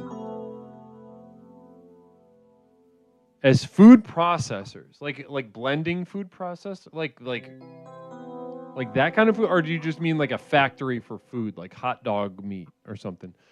Caller, welcome to Explorations with Leslie Tanner. My name is Leslie. What's something I can call you?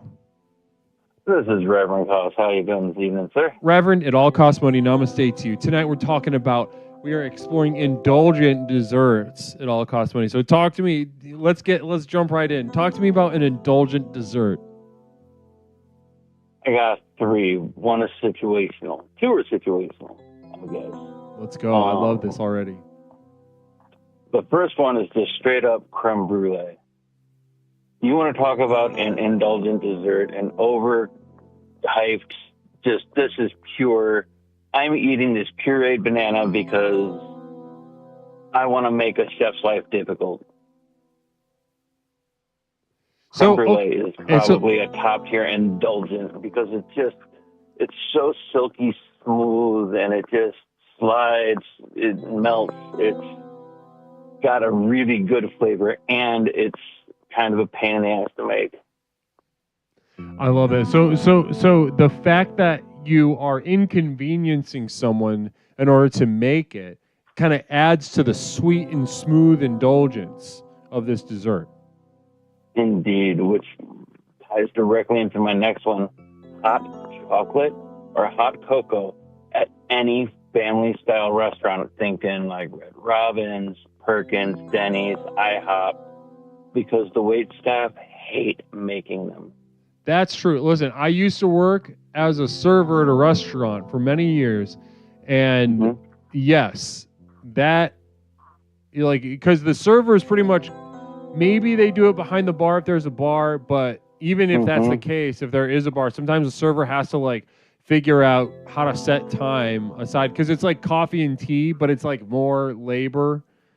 Yup. Even if it's just the steam water with the powder, like nobody keeps it in the same place. Like it is one of my most indulgent like desserts. Is I love going to a family style, especially right around that 11:45 p.m. mark when everybody's just dog ass tired. That's when I love to go in and order a hot cocoa. Well, and you brought up that interesting little side thing of like, yeah, they put the hot chocolate in weird places because like hardly anyone ever orders it. Yup. Wow. I love this. Again, adding, so much like Cheen, adding a dimension to the indulgence of just really indulging yourself on the sort of kind of just the displeasure of others, the inconvenience, just the little increase in suffering for someone else, meaning a little increase in pleasure for you. A little bit, but I also like to tip, so I don't just leave them completely hanging. At the end of the night, I will usually leave like a decent like $4 to $8 tip, depending on, because I usually just go in to order the hot cocoa. I don't even get anything else, like, so I'm not putting the kitchen staff through anything. I used to work with this guy who he was agoraphobic. He would just kind of sit at his living room window that faced out of the front of his house, and every day at the same time, there's this homeless guy that would walk by with a bag of cans. And like once a week, he would get up early before he knew the guy was going to walk in front of his house on the sidewalk, and he'd put pennies and dimes like every 6 feet or so, 6 to 10 feet-ish, and he would just sit at his window, wait for the guy to show up, and bend over every 6 to 10 feet to pick up the change, and he would just laugh his ass off. I mean, some people can get their entertainment through that kind of indulgent suffering. Kind of like you. You're still helping them out. Dance, monkey, dance. Dance, monkey, dance. But also, I'll make this worth it for you a little bit. Namaste. A little bit, yeah. Well, listen. So we got these two, and honestly, coming from you, it makes a lot of sense. You're not you're kind of backed up about how you feel about people in general. You're conflicted. There's a conflict inside of you. You like them, but you've been burned or you've been hurt or something, so you hate them and you want to hate them more. But this is you right now, and I love that this energy you bring. People need to hear more of this kind of stuff. This sort of hazy. You can't quite call it malevolence, but this sort of ambiguity. You know, the one thing I love about people is people, and the one thing I hate about people is also people. You know, can't blame you there. Now, if my memory serves me correct, you said that we have a third dessert lined up that you can tell us about, third indulgent dessert? Yes, and I'm going to go with any properly made and stored homemade fudge.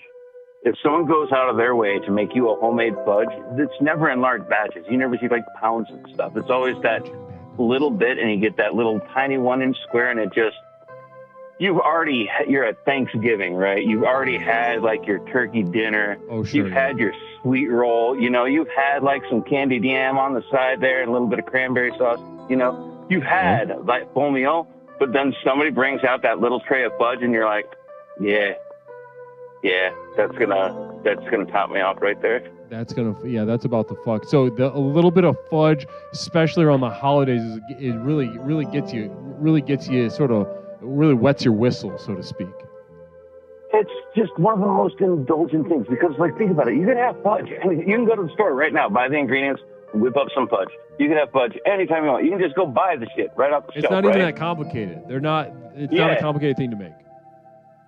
But you're already like at that brink of like, I've unbuttoned like my pants, you know, I just kind of let the belly extend a little bit, and then you're like, okay, I'm going to indulge in that little piece of fudge and just let it melt in my mouth and just tantalize all of my taste buds and make my lips tingle and just give you that warm feeling deep down inside, right? I love that. I love that. And then a nice big old nap. Well, listen, you absolutely hit it out of the park tonight at All Cost Money. I really appreciate you providing us with such a rich contribution to tonight's exploration. Namaste. Thank you, Leslie. For all you out there afraid to call in, the program works. Like the best decision I made was making that first phone call. Namaste. Namaste, brother. Namaste. Username Haver. Username Haver. Are you here? Are you with us right now, Username Haver? Namaste. The program works from Username Haver. 8 blessed months with Username Haver. Was that an automatic sub, or are you with us? Vive Francais, resubbing for the 10th month in a row. You are here. You vaguely came up in an exploration maybe about 2 weeks ago. Vive Francais, namaste, subbing for the 10th month in a row. Almost coming up on a year with Vive Francais. Namaste to you. Namaste. Now, but username Harry, yeah, we did. We were describing. I think we were exploring on a tangent. On a tangent, we were exploring the importance of losing and the importance of really exploring the feeling of being a loser when you are. And I was kind of bringing up back in the day, our old, I don't know if you still do this stuff, activism. But just bringing up the old activist days that I, Leslie Tanner, used to participate in. And there is no sweeter, more indulgent, more decadent experience of losing and loss and failing than to devote a large chunk of your life towards any kind of activism. Just pick one and go. And it will enrich your life in such a negative way. And it's so luxurious. And I can't say enough about it. I don't know if username Haver, if you could back that up for me and speak on that in chat for a moment, that'd be really helpful. Yes, sir, that's right. Yes, sir, that's right. Yes, sir, that's right. There it is, guys. You think I'm just saying stuff. I'm not. I'm not just saying stuff. Everything I say is serious. Everything is backed up by actual, hard, factual, spiritual science and scientific spirituality. Namaste to you. Namaste. Blessings. Honestly, your desserts are lacking dicks. You mean like there should be cock in our desserts, Mother Nipplebottom? Is that what we're talking about? Or are you calling us dicks? Are you calling everyone dicks? Because I think I support that. You know I do. You know I do. Don't even worry about that. If you're calling everybody a dick, that's awesome and good. I just want to be clear about what we're talking about.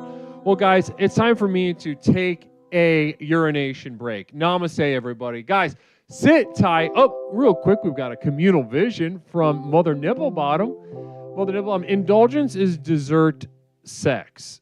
Dicks and whipped cream and honey and not giving a shit about the sheets. Indulgence is dessert sex. So I'm imagining two things. One, that desserts, if you're going to truly indulge, it should be akin to sex and getting wild, but also dessert sex involving like a bunch of Cool Whip and what have you, and just saying fuck it with the sheets. I love that. Now, guys, Mother Nipplebottom is taking us on a journey of indulgence, a journey of luxury, a journey of opulence. Let that set the tone for our second half of exploration tonight, ladies and gentlemen. Let that message from Mother Nipplebottom set the tone for our second half. I'm going to go take a pee-pee, but stick around for a couple words about my community of devoted light at patreon.com. Like I said, most of you are not ready for it. Do not click the link that will show up at the end of the little informational period. Do not explore the various materials that you can access tonight for just a couple dollars a month. Do not take advantage of the podcast. Do not take advantage of the music downloads. Do not even think about getting one of the VHS tapes that we have here at Explorations. But guys, until then, namaste. I'll be back in just a moment with the second half of Explorations with Leslie Tanner.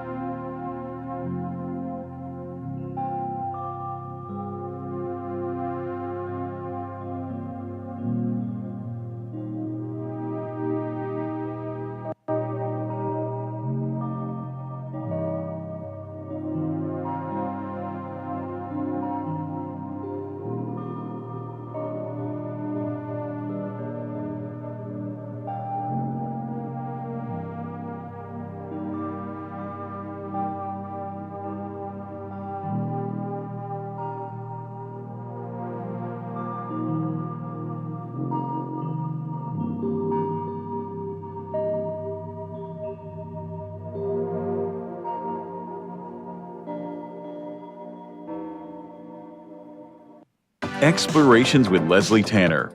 Since Leslie and his program broke onto the scene, Explorations has become the #1 best-selling and most influential personal power program in modern history. Millions of people from all over the world have gotten a chance to meet this truly remarkable man and utterly transform their lives with the power of Explorations. I listened to this introductory tape and I knew then and there, this is what I needed.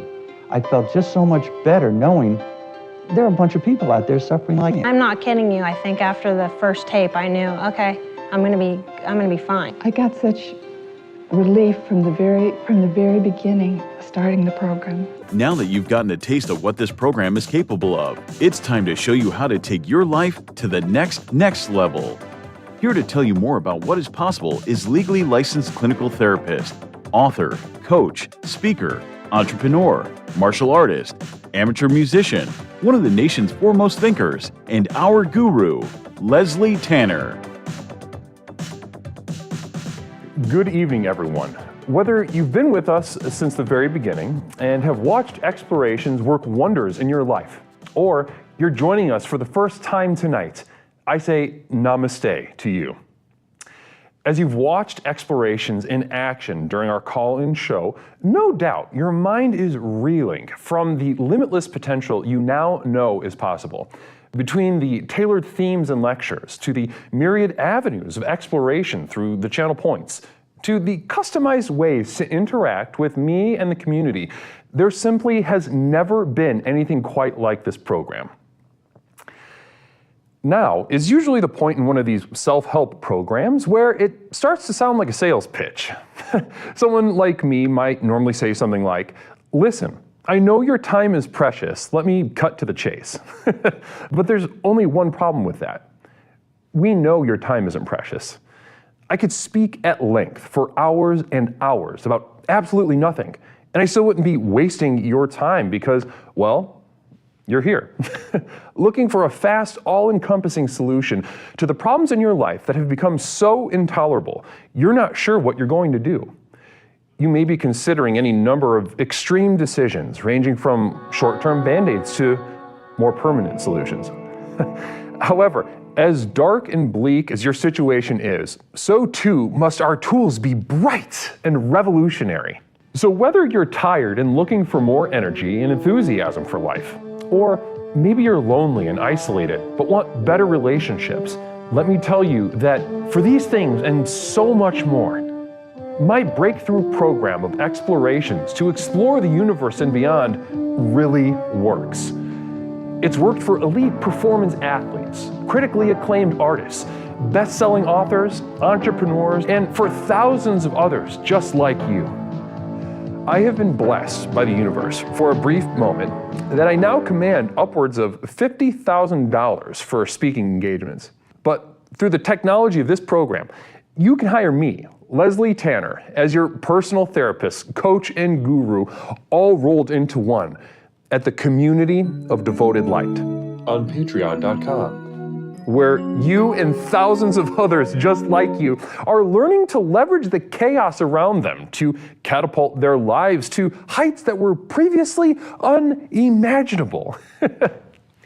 Here's how it works. I've created a tightly knit community where individuals seeking to access the next level are able to study, reflect, meditate, and grow with an ever-expanding library of exclusive materials, each containing life-changing tools and techniques designed to explore topics covered here in our call-in show, but much more deeply, therefore increasing the benefits of the program exponentially. These materials include your name in the credits at the end of the stream, demonstrating the importance of your leadership and the value of your investment. A signed personal postcard sent out each month full of observations and witticisms by me, Leslie Tanner. Look at that. Isn't that beautiful? Exclusive video materials not available to the poor, designed to rocket your progress past those who cannot afford success. Here's a little sneak peek at what you're missing.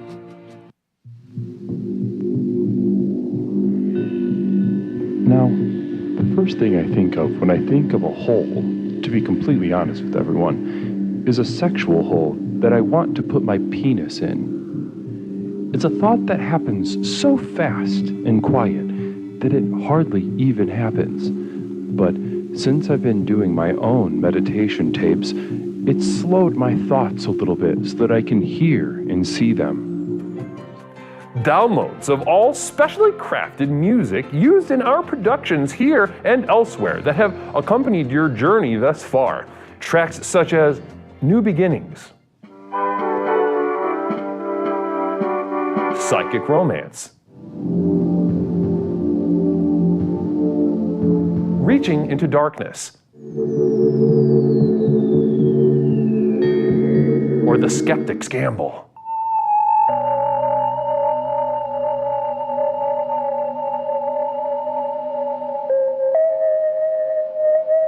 Exclusive archival prints such as these, channeled and honed by myself, Leslie Tanner, upon which you can guide your own meditations at home.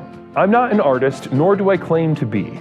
These visions are a burden and cause me immense suffering. But I do it for you. Now, you might expect that a program like this would cost thousands of dollars, but because I'm offering this to you through the internet, these life-transforming materials can be yours for the monthly cost of a few cups of coffee on your way to work. With access to these materials, regardless of your level of investment, you will also be receiving a complimentary download of our landmark track, The Sojourn Begins, as a thank you. So does this sound good to you? Well, what are you waiting for?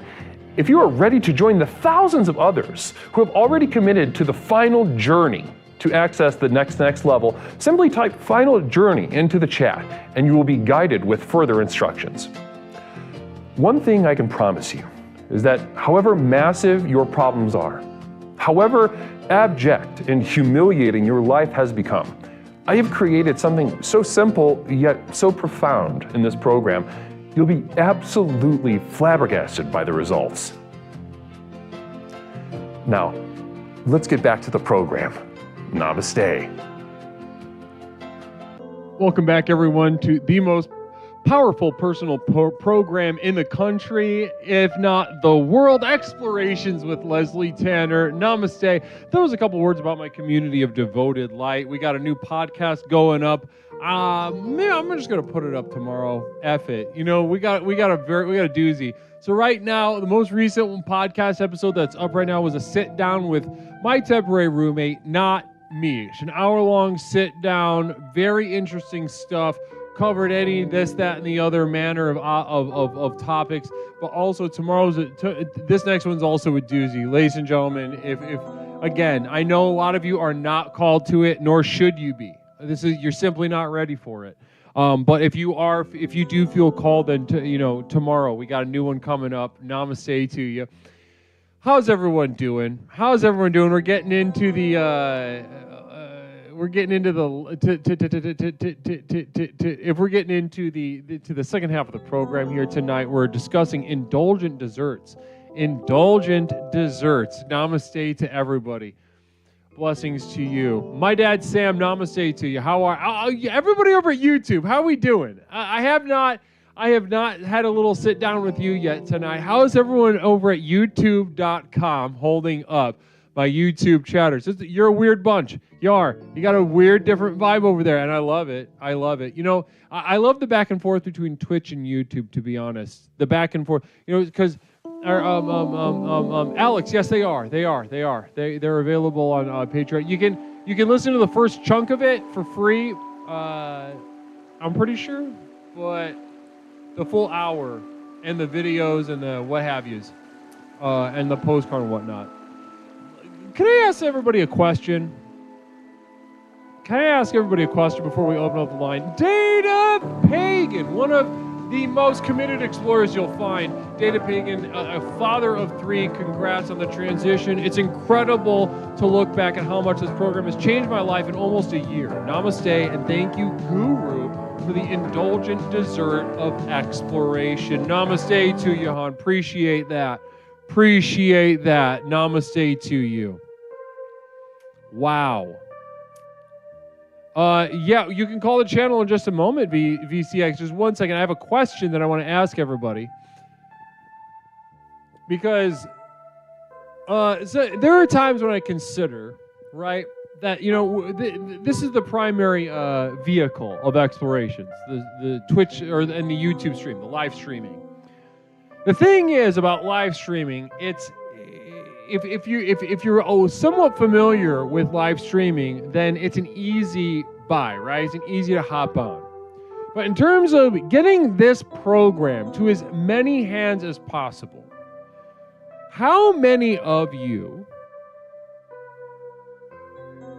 would consider? How many of you would listen to an Explorations podcast? Caller, we got an affirmation for women. Go ahead, mix a little bit of table salt with water and pour that right up into your vagina. I guess is what I'm trying to say. Salt water is good for the pH. A lot. Let me wrap that up. Let me go ahead. Yeah, salt water is good for the pH. So if you're looking for a way to really take your vagina to the next level, consider just some good old table salt and tap water. Okay, so yeah, so we've got yeses, yes. We would, okay, so you would listen to an explorations podcast, is what I'm hearing. Because people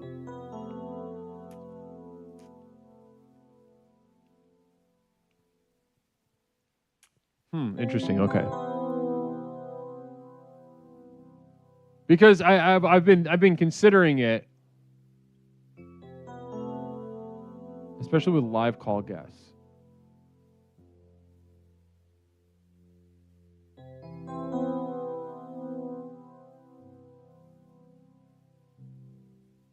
No, nothing will take place of the live stream. I'm trying to think of the number of ways that this program can reach as many people as possible. And sometimes have you ever tried to get somebody that has no idea what the fuck Twitch is or YouTube Live especially to try to do it? They don't really do it. It's a tough sell sometimes. I've got very good friends that would watch this, but they're intimidated by Twitch. Night Year, only on the handshake deal that I don't have to listen to Jen for 2 fucking hours. Namaste. Well, I can't completely guarantee that, but most likely, yes. Mother Nibblebottom coming out very strong, as I will not listen to a podcast. Fuck podcasts in general, the whole medium. Yeah, and I would incorporate guests.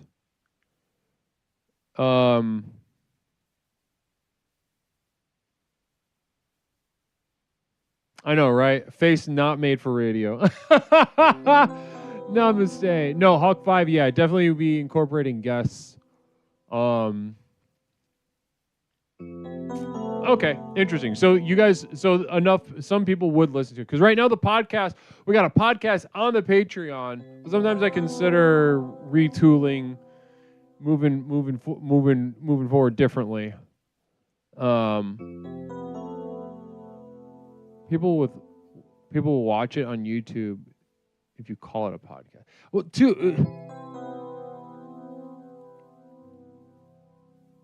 Huck 5 will listen to it. Okay, thank you, Huck. VCS says, again, it's kind of on Mother Nibblebottom's train saying, fuck off. Who you want to fuck up that works? Did you lose your day job? You got lots of extra time. This show, it'll suffer. No. What are you trying to say? Why you want to fuck up something that works? Did you lose your day job? You got lots of extra time. This show will suffer. No. Okay. I mean, I love this. This is the main creative thing. When I see sometimes when I see people just doing podcasts and reaching and I mean this with full offense, but reaching normal people. I'm just man, the program could really, I would love to deliver the program out there, but we'll see. I'm just thinking about it. I'm just kind of thinking out loud right now. A scripted, improved call-in show. Well, that would involve a lot. I mean, I am writing and editing stuff all the time for videos. Hypocryptomatic Night Year, he's asking a life question. Stop with your weird fetish. I say yay for pod to try. Well, we'll see. I mean, this is obviously, podcast is I don't know. It's a whole other thing. It requires editing. I've kind of got my plate full anyway, right? I don't know. I would just, if it could, whatever. I'm gonna remember what you said and then move on. Namaste, everybody. It is perfect. This isn't for normal people. It is for yes and people. I mean, that's true. That's true. Right on. You got to find your way to the program. That's the thing.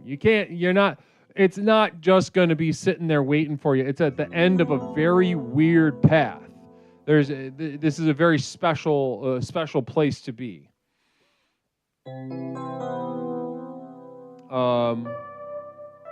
Is it boomers that do not know Twitch? Millennials, even. Millennials have no fucking idea, for the most part, what Twitch is. I mean, there's a lot of millennials that do, but... Namaste. Not Mish. Welcome. Thank you for joining us in the third hour of the program.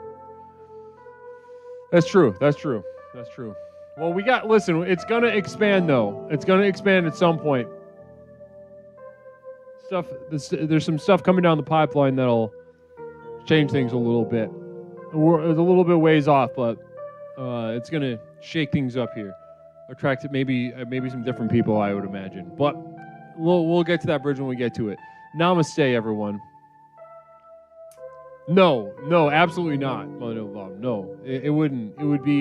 It'd be figuring out a completely different thing. Yeah. Let's go ahead and open up the line, though. Guys, thank you for indulging that with me. Namaste. Appreciate that. We're talking about Indulgent Desserts. 708-240-8953. Caller, welcome to Explorations with Leslie Tanner. My name is Leslie. What is something that I can call you tonight? Leslie, it's Fisk. Fisk! It's so good to hear from you. How you doing? I'm a little hyper because I didn't eat enough today, but I had a lot of matcha, and that's how I am. That's how I'm feeling. How are you doing? I believe you. You got an intensity to your voice. Yes. Love that. Is it a good? Do you like being hyper? I don't know. 'Cause sometimes it makes me anxious. Sometimes I'm like, oh, that sound that my neighbor made, which is just him opening his shower, means that someone's gonna come kill me. So that's not fun. But it helps. It helps sometimes. 100%. See. I know exactly where it is. You can shoot. You can jump the shark, as they say, with caffeine. Mm-hmm. Yeah. Well, talk to me. Tonight, Fisk, we're talking about indulgent desserts. Talk to me about your experience with desserts and what take me into what your idea of an indulgent dessert might be. Okay. Well, one, actual dessert. Two, more of like not exactly like a dessert, but like more of like a fetish. But if that's okay. That's perfectly okay. Keep going. Okay, one. I think an indulgent dessert is just like one that kind of makes you feel like a kid. Like you're just kind of eating like a bunch of shit, like smashed together. Like hot bingsu. It's Korean shaved ice. What's it called again? Hot bingsu. I've never had that. Okay, if you get the chance, if you have like do you have like Korean spas in Chicago? I wonder if they sell it at there's a Korean grocery store and there's a million Korean restaurants around where I live. I wonder if they... There's probably a spa then. Yeah, can you put a link to it on the Discord server just so I know how to spell it and stuff? Okay. Yeah. So continue. I mean, you don't have to go to a spa to eat it, but like that's like the best experience, right? Because you're just like, you're fucking butt naked, surrounded by these like saggy grandpa titties, and you're just like, oh, I'm sweating, I'm dying, I'm sweating. Why did my mom bring me to this place?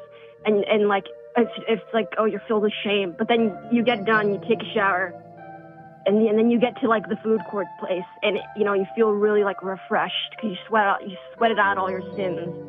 And they bring you like you can get this like giant fucking mountain of shaved ice. It has like, I mean, I like sweet red bean in my desserts. I don't know if everyone, I know it's a little weird for white people, but like it's a sweet red bean mountain of like shaved ice with like a bunch of like sweet milk semen, like swirled all over it with like fruit and mochi and a little bit of ice cream at the bottom. And was it like sometimes they put like this earthy like buckwheat type powder, like sugary powder on it. I like a little bit of earthiness in my desserts, like earthy sweet. But anyways, it's good. It's really refreshing after you sweat your shit out. So I love the context for this too. I love the context of like this cold frozen dessert with a bunch of accoutrements in it. We got the mochi, the red bean, and what they call it sweet red bean, but it's not even that sweet, is it? Yeah, it's not that sweet. It's earthy, like you said. Yeah, they put the like tea powder and shit in it sometimes, but I mean it's good. Now, I BVS, the freeze pop stuff is very important to me. Thank you so much for bringing that up, the freeze pops. Kind of along the same lines of what we're discussing right now with Fisk. Fisk, so at the spa specifically, and you've been terminated by Mother Nipplebottom. Namaste. That's, oh my god. Brutal. But that's how it works. That's a program working in real time. Namaste. Caller, welcome to Explorations with Leslie Tanner. My name is Leslie. What's something I can call you tonight? It's Fisk. I need to talk to you about my chubby fat husband thing, my fetish, my fantasy. Please. It's not really like a fantasy. I mean, I haven't fantasized about this a long time, but something, you know, the other guy who's talking about like, ooh, like getting all stuffed up during Thanksgiving. It got my gears turning, Leslie. And I just want to talk about like, you know, sometimes I'm like, I need to go capitalist mode so I can get a stay-at-home husband and feed him desserts and pastries and maybe like secretly put some of like my like sexual fluid in it and then just like watch him eat it. You know what I'm talking about? Oh yeah, you no. know? I 100%. Yeah, I mean, you're first of all, you're a feeder, and I love that. I think that's a very sensual and erotic thing, and to just have a little guy that you keep at home like a little Pokemon or a Tamagotchi, and feed him whatever juices you got. I'm not exactly sure. You haven't made that clear, and I can't clock your voice right now as to what. And you've been terminated. Namaste. Hypocryptomatic this time saying, over it. Caller, welcome to Explorations with Leslie Tanner. My name is Leslie. What's something I could call you tonight? Who's terminating me? Okay. That time was Hypocryptomatic, and oh my goodness gracious, it's a toot toot Jazz Express time. Namaste, Fisk. Listen, I want you to tell us all about your feeding little guy fetish with your juices and whatnot. I'm gonna go ahead and sensually express musically alongside you. Are you ready? Okay. Okay. Okay. I'm not actually big on desserts, but I can be pretty like aesthetic. But you know what? Like it's fine because what's more pleasurable than eating a delicious milky treat is giving a delicious milky treat to your stay-at-home husband who's 10 years older than you, but he still acts a little younger, and you can treat him like a little boy, not in like a weird way, just like, oh my god, like you're so pathetic. I'm gonna give you treats. I'm gonna cook cream puffs, anything dairy, you know, whatever he's vegan. There's a recipe book of, you know, seminal pastries. Just replace whatever food you have. It doesn't matter. Neo vagina, it doesn't matter. Put your fluid, you know, jack off. Put it inside of the like dairy part of whatever dessert. You can. Cream puffs is very important because you know you're like biting into it. It's squishy. It reminds you of the experience of sex. You know what? You just have sex while you're feeding them. Just have sex. Whether you're on top or you're on bottom, it doesn't matter. You've been terminated again. Namaste. Okay.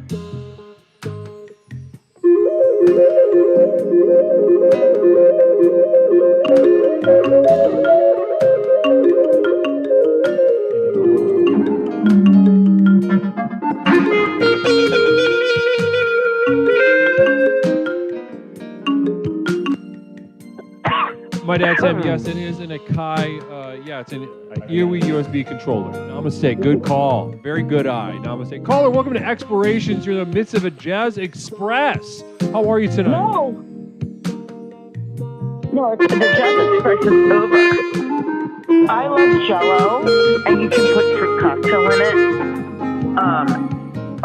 And then you can put whipped cream. It's delicious.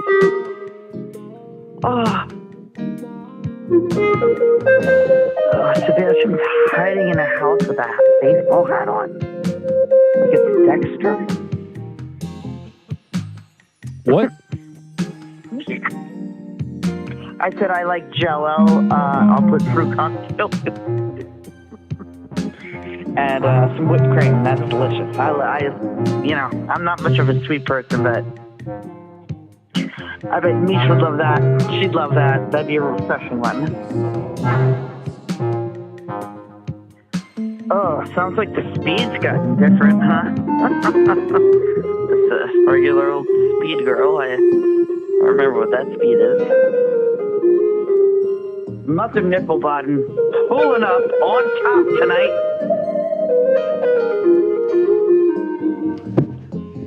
Fluxstorm Zero saying bye-bye, good night, namaste. Also, Mother Nipple Bottom, can't hear you, namaste. So we got, listen, that was a double termy. Very rare experience over here. Caller, welcome to Explorations. Yeah. You there? Tell him I said Fluxstorm. Thank you, Fluxstorm, for finally giving money to the program.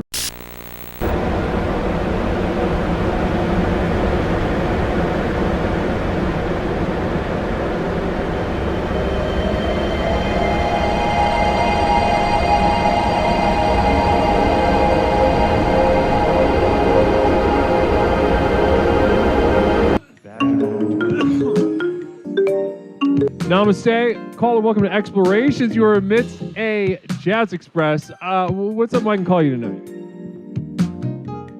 Just here for the jazz. And as many $20 things as you can get.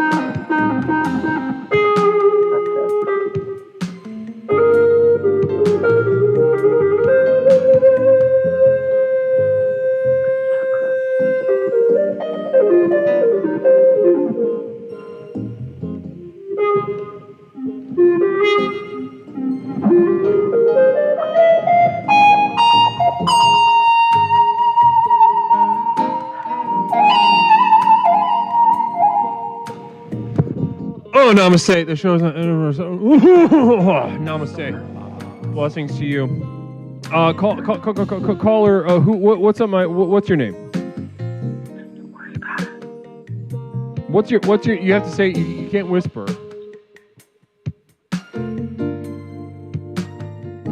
My name's David. Whatever. It doesn't even matter.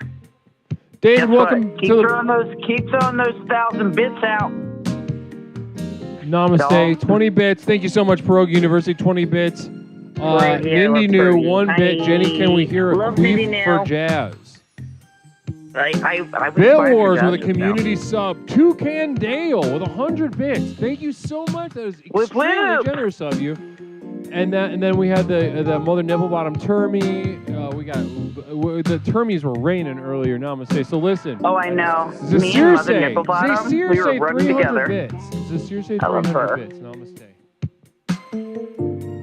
Anyway, I said Jell-O. This is a really a hot tip. And Mish would love this. So you make Jell-O and you put fruit cocktail in it. You're not playing that damn thing again, are you? Where are the jazz? Supportive.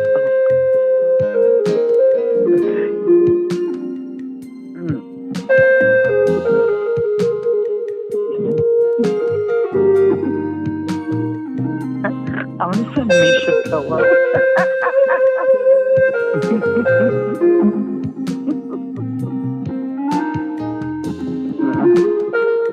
She's got to find you sleeping at some point.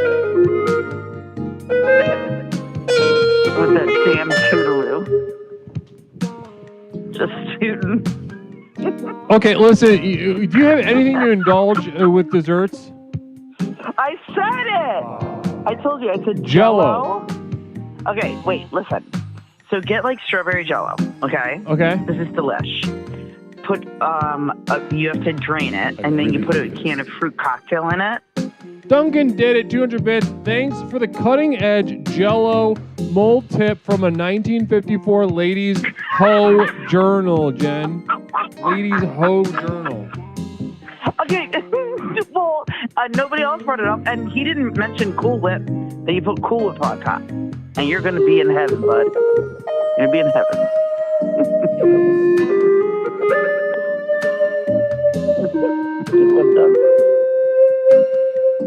That was a slam dunk. Dunk attack. Okay, well, listen, that was attack. really. And so, what's indulgent about that? That sounds pretty like kind of, Well, it's like kind of healthy for you, but like, you're not like killing yourself. Like with, bad stuff. All right, that's the end of the Jazz Express. Other than like the horse hooves. I love a Jello. I wouldn't consider that indulgent. Yeah? We're gonna need to punch that up a little bit. Okay, all right, brother. I mean, there's already horse hooves in it. I'm trying to punch it up. I told you could put some Cool Whip. So now we got Cosby on top of it. Come on, You, by the way, rest in peace. This is Malcolm this Jamal is why Warner, people on rest in food peace. stamps can't indulge themselves. Categorically, you can't. No, I'm sorry. No, Brother. that's like $7, and you get like a fucking huge industrial tray of it. Nindy knew Jello is indulgent. Where do you go for your birthday? Waffle House?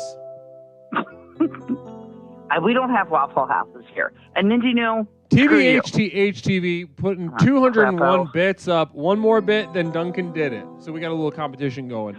So HTH really embarrassing. Duncan did it tonight on Explorations with Leslie Tanner. Namaste. Can we get a shout out for HTH, please? Can we get a shout out for HTH, please? Wow. Very embarrassing. Hey, Les. What? We'll talk in private, but like you're gonna have to give me a sword so I can like shout out sometimes.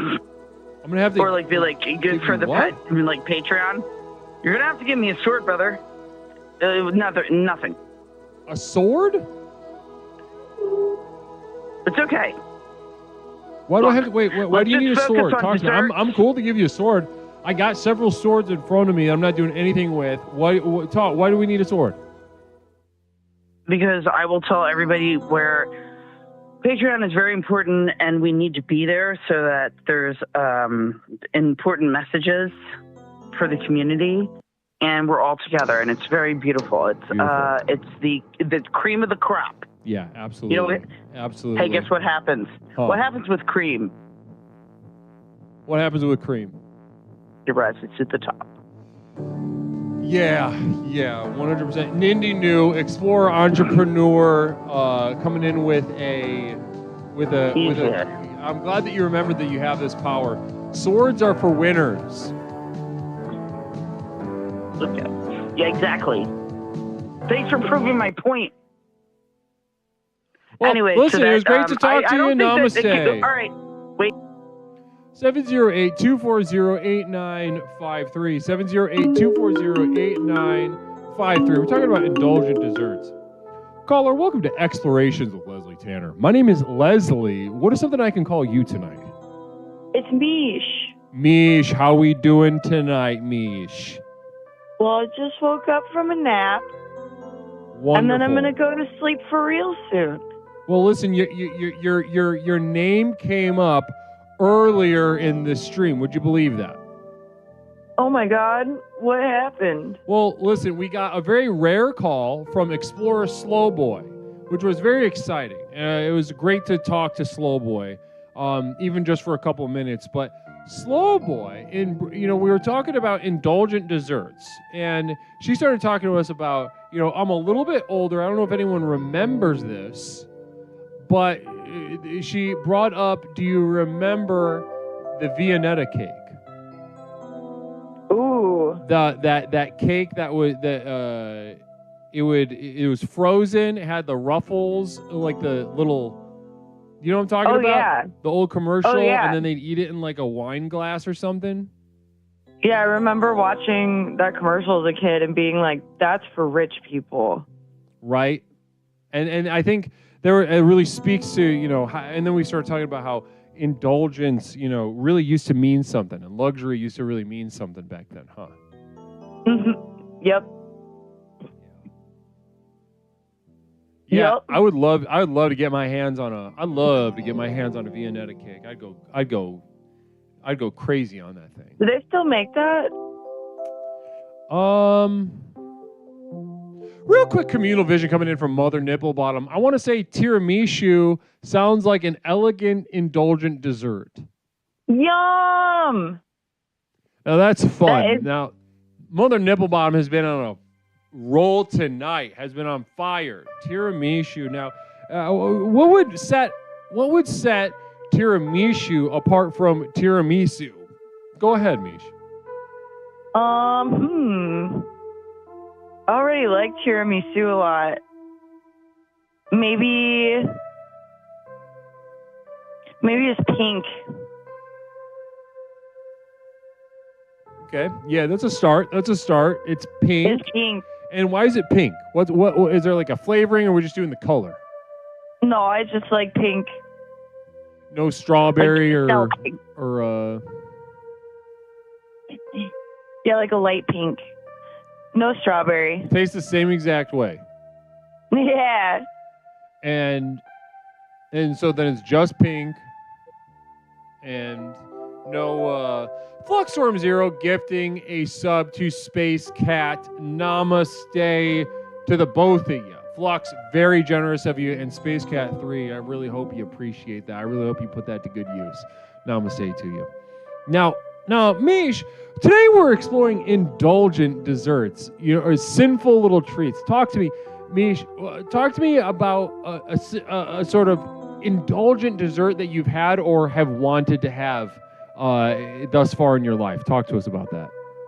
One of my favorite desserts was, and I haven't had it in a while, and this is making me really want one, a like hot brownie sundae from Oberweis. They like heat up the brownie for you, and then they put ice cream and whipped cream and chocolate on it, and it's so good. Oh my goodness gracious! So on the bottom we've got a warmed up brownie. What's that like? Does it get soft? What does it get like? It's soft. It turns almost like gooey. Oh my goodness, that sounds gooey. It sounds very indulgent. And we've got ice cream on top of that, right? We got the ice cream, which needs and to it be like cold. melts into the brownie. It melts. It's so good. And then we put the chocolate on it, and wow, goodness gracious, that does sound very indulgent, Mish. That sounds fantastic. I would love to enjoy that as well. It is so delish. Would you say that that's the most indulgent dessert you've ever had? No. I've been trying to think of the most indulgent dessert I've ever had, and I eat dessert so much that it's kind of hard to say. Because I also really like a cheesecake. Cheesecake's really rich and indulgent. It feels like you're being a bad little slut while you eat it. Now, how about this? So, Pepperoncini brought this up earlier that he was eating a drumstick. You know the frozen novelty, the drumstick? Love those. So he pulled up in a car next to like a really old guy who looked like he lived outside. He rolled his window down, looked at him, took one bite out of it, and just threw it on the ground, and then drove away. So, and he said this experience really added to the indulgent dimension of the drumstick. What might normally be kind of plain, because he's had so many, was elevated because he was enjoying it in front of somebody who just could not enjoy things like that. I mean, that is part of what makes feeling indulgent or being indulged. It's part of what makes indulging feel so indulgent. That's true, 100%. Mother Nipplebottom says indulgent is eating the third serving. Do you think there's any truth to that? I think so. Yeah, and I even in somebody asked a question earlier, like, does it count? Is it indulgent if it kind of hurts? Ooh, it's even more indulgent. Yeah, it's even more indulgent. If you've got a stomach ache, if you can feel the sugar taking over your bloodstream, that's indulgent. Now, Mish, let's take that cheesecake, right? Yeah, it's good, but you said, I have dessert pretty regularly. I don't know if I can really Indulgent is really like kind of escaping me. What are some like kind of games we could play with that cheesecake to add a sort of indulgent aspect to it? Travcam Zero with a communal vision. Indulgence is eating chocolate truggles. What is a truggle? I love that word. But if I eat 2 kinds of Dorito flavors at once and it tastes awesome, I'm just a sick fuck who needs to get a job. Explain that. Well, my first question before I explain anything is, what is a truggle? Yeah, what's a truggle? Also, I'm pro you eating 2 Doritos flavors at once. Truffles. Okay. That sounds truffles. great. I mean, I wish it was something new, though, to be honest. So Travcam said truffles, but I wish it was something new. A truggle being maybe just a hunk of something that you have to gnaw on, like drag your teeth on. Yeah. Yeah. Now, okay. So how do we spruce up your cheesecake? All right. How are we gonna do that? Well, adding chocolate or whipped cream is always a good first step. Okay. I'm really not a plain cheesecake bitch, though. Mm-hmm. I like strawberry or chocolate cheesecake. So there's already so much happening in a cheesecake that I prefer. So I work in a bakery, so I eat dessert for breakfast all the time. I'm eating treats all the time. I am indulging every day. Yeah. Well, that's why. I remember. That's why I think we got to push you a little bit. We got to push your indulgence a little bit. Communal vision coming in from Hypocryptomatic. Isn't indulgence not getting it on sale? Also, Mish Caller, do you feel like after sweet treats or Pringles, you have to sleep for 3 hours? Also, put that pineapple on the bottom of the cheesecake. I do have to sleep for 3 hours after I indulge, but that's part of it. Somebody brought up going into like a... Huh? No, go ahead. Go ahead. Finish that thought. Part of indulging is like having that post-indulgence hibernation. You did what you were supposed to do. Yeah, you follow that blood sugar crash right into a little nap. Yep. Because then you got to fall asleep like a prey animal at that point, right? You gotta let yourself you gotta let yourself be vulnerable for a couple hours, and that adds to the indulgence. you gotta sleep in the fetal position and protect your organs. Coffee and sweet stuff They're is full so of good. sugar. Now, how about this? Though? Somebody brought up something I just saw. I don't know if anybody's brought it up yet tonight, but I saw it for the first time in the chat just a second ago. Bringing up Biscoff. Mm-hmm. Now, if in recent memory, the most indulgent singular food product that I, Leslie Tanner, personally have had, it would be Biscoff cookie butter. Oh, yeah. Oh, my God. That shit's crazy. That shit is insane. Biscoff cookie butter? And so somebody brought up a Biscoff ice cream thing. I've seen those. I can't have them because of the dairy. But I hear that the Biscoff ice cream things are good. Those are indulgent for sure. Would you say more than the cookie butter? Well, yeah, because there's cookie butter in them, and there's also ice cream and crushed up cookies, and then it's covered with chocolate. Yeah, that's nuts. Nigel Pennyweather, communal vision. When I was young, Oma was salivating over this TV commercial. Some mashed up meat in crystal bowl. Then a spoon taps the side of and a cat runs up and indulges. Good taste is easy to recognize. I laughed so hard. Namaste.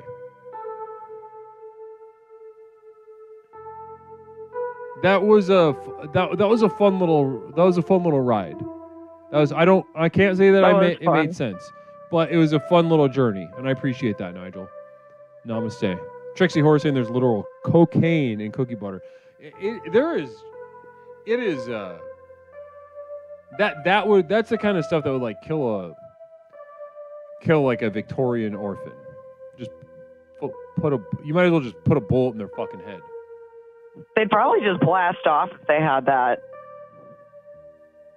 Their teeth would immediately fall out and they would shoot up to the fucking moon. Yeah, and their skin would melt off like the Indiana Jones movie, which you haven't seen. Nope, I haven't. You haven't seen any of the Indiana Jones movies? No, I have not.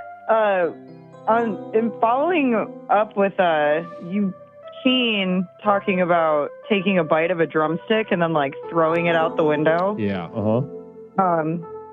Remember my kitchen manager at work was telling me, because on Sundays, we're closed Monday and Tuesday, and on Sunday, if there's extra pies, we get to bring them home or give them to whoever. Mm-hmm. And my kitchen manager was taking a few home and was going to give some to friends, and she was like, my favorite thing to do is take a few of these pies home and just take one forkful out of the middle and throw the rest away. And I thought that was beautiful. Wow. Wow. Now that's a dimension of indulgence that we haven't really addressed directly tonight. And that is just utter waste. Yep. Utter waste. Just you by yourself taking, ruining this pie essentially. You can't, nobody's going to want a piece of that after that. And then you just toss it in the trash wholesale. Yeah, sometimes we'll go into the alley and we'll have like little individual slices that didn't sell. And if no one wants to take them home, we'll drop kick them. And it's always real fun to just waste food. I don't know if we've got any environmental activists in the chat right now, but yeah, we've got restaurant workers on the record saying, yeah, we don't just absentmindedly throw the food away out of a restaurant. We gleefully punt individual pieces of the food into the air and laugh about it, and we have fun while we do it. Hypercryptomatic, Big L's Stevie Wonder Away is new. Digesting. Also the martini with the pate. What? Hold on. Oh, it was a Fancy Feast cat food. Fancy Feast commercial. Stevie Wonder Away is new. I don't. Can you feel that? I don't know what that meant. TravCam Zero caller. I get it. Sometimes I order a turducken and just get in there, and only eat the in.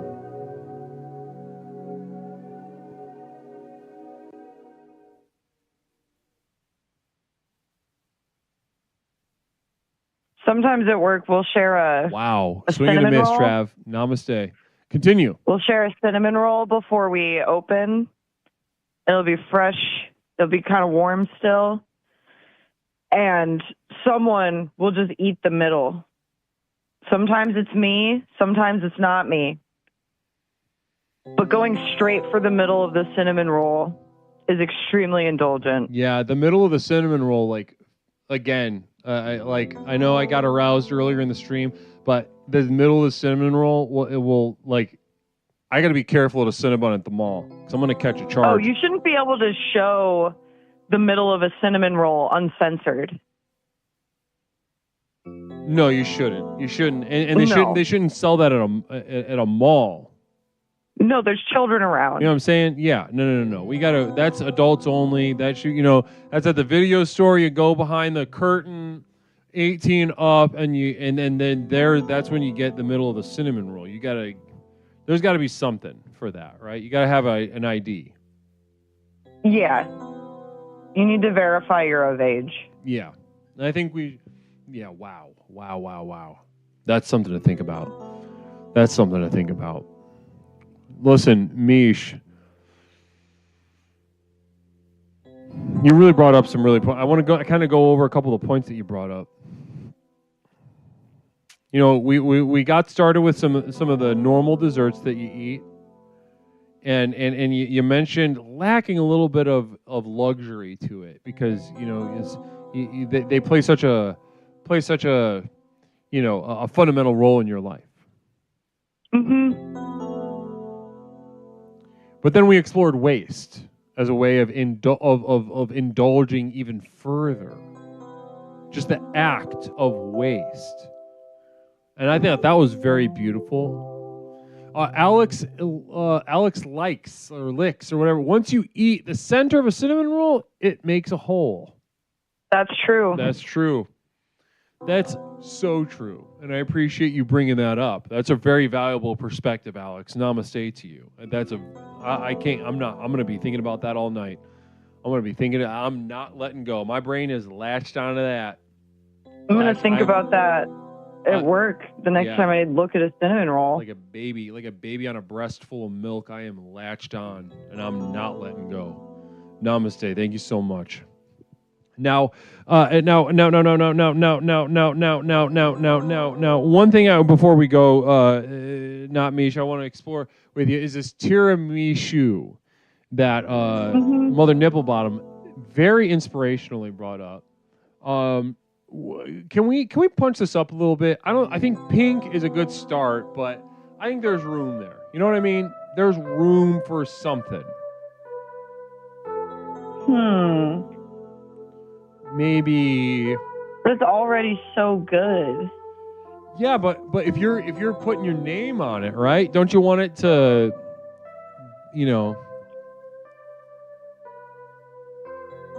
Maybe get some kind of berry in there. Like a strawberry, raspberry. Maybe both. Put more coffee on it. Yeah. Ooh, what would complement the coffee? Ooh, tiramisu affogato. There we go. There's already coffee. Make it crazier. Put ice cream and an espresso on it. Is that what that is? Yeah, or just fucking dump espresso over it. Make it warm. I'm looking at pictures of it right now. Damn. Well, listen, that was gorgeous. Mish, I know you woke up from a nap to join us here in the final hour of explorations tonight and then chimed in with the last call of the night. Just to offset the delicious food that I've talked about. Right. Or bring up something disgusting. Please. I rang in a custom food item once for tuna affogato. So just a scoop of tuna with espresso over it, and my kitchen manager made it, and she ate it. And she said, quote, "It's really not that bad."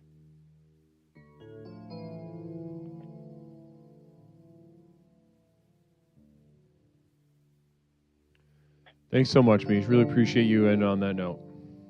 You're welcome. Namaste. Namaste. That was disgusting. But a beautiful note to end on. Really confusing note to end on, right? We've been saying yes, yes, yes, good, good, good, good, good, good, pleasure, pleasure, pleasure. But when you've had pleasure upon pleasure, what does it mean to indulge the negativity? To indulge the absence, the lack. Creating a space where positivity, pleasure might be, and rejecting it. Rejecting not only the pleasure, but the pleasure as a path to transcendence.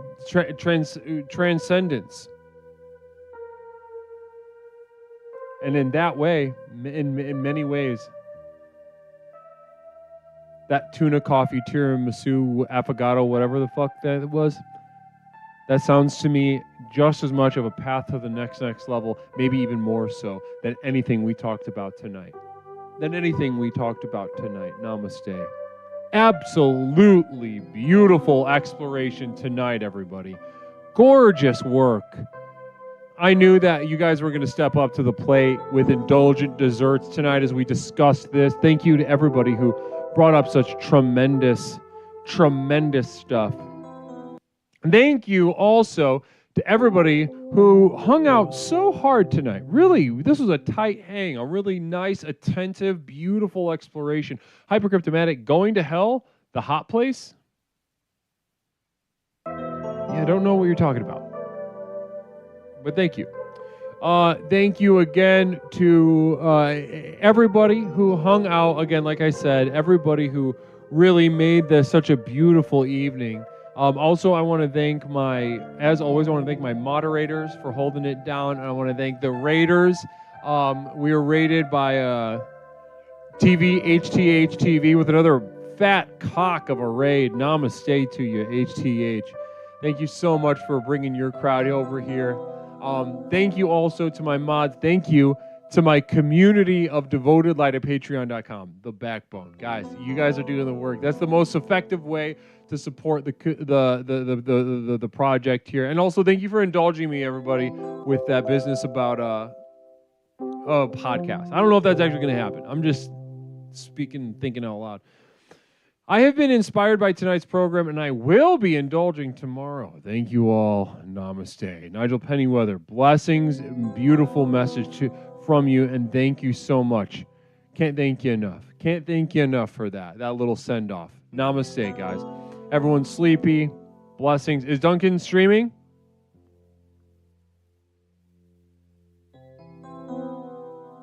Is Duncan going?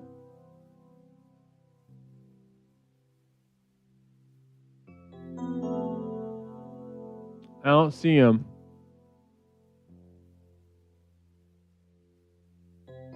Oh, Duncan's not. Oh, yeah, no. It better not be, yeah. Abandon you with a stranger. No, well, what we are going to do is we're going to raid... Oh,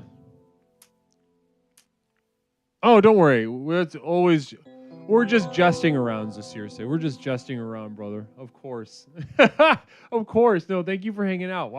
How could I possibly be upset with you? You hung out back, wall to wall tonight. Namaste to you. Thank you for hanging out.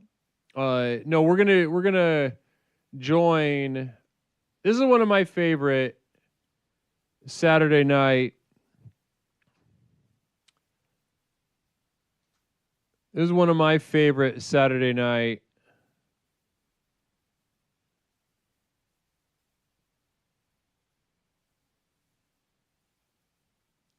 Who should be?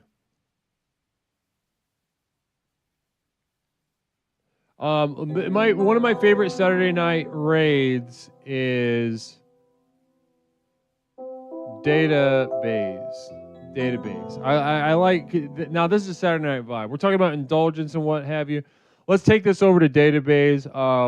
Maybe you like this kind of thing, maybe you don't. I enjoy it, and we're gonna go watch it. Namaste to you guys. We'll be back Tuesday night with another Exploration with Leslie Tanner. Normal time, Tuesday night Exploration with Leslie Tanner. Blessings. A fun announcement also on Tuesday, so be around for that. Fun announcement for Tuesday. Namaste, everybody. Let's take this energy of clarity and excitement over to database. Very fun stream and good DJs. Good Saturday night vibes.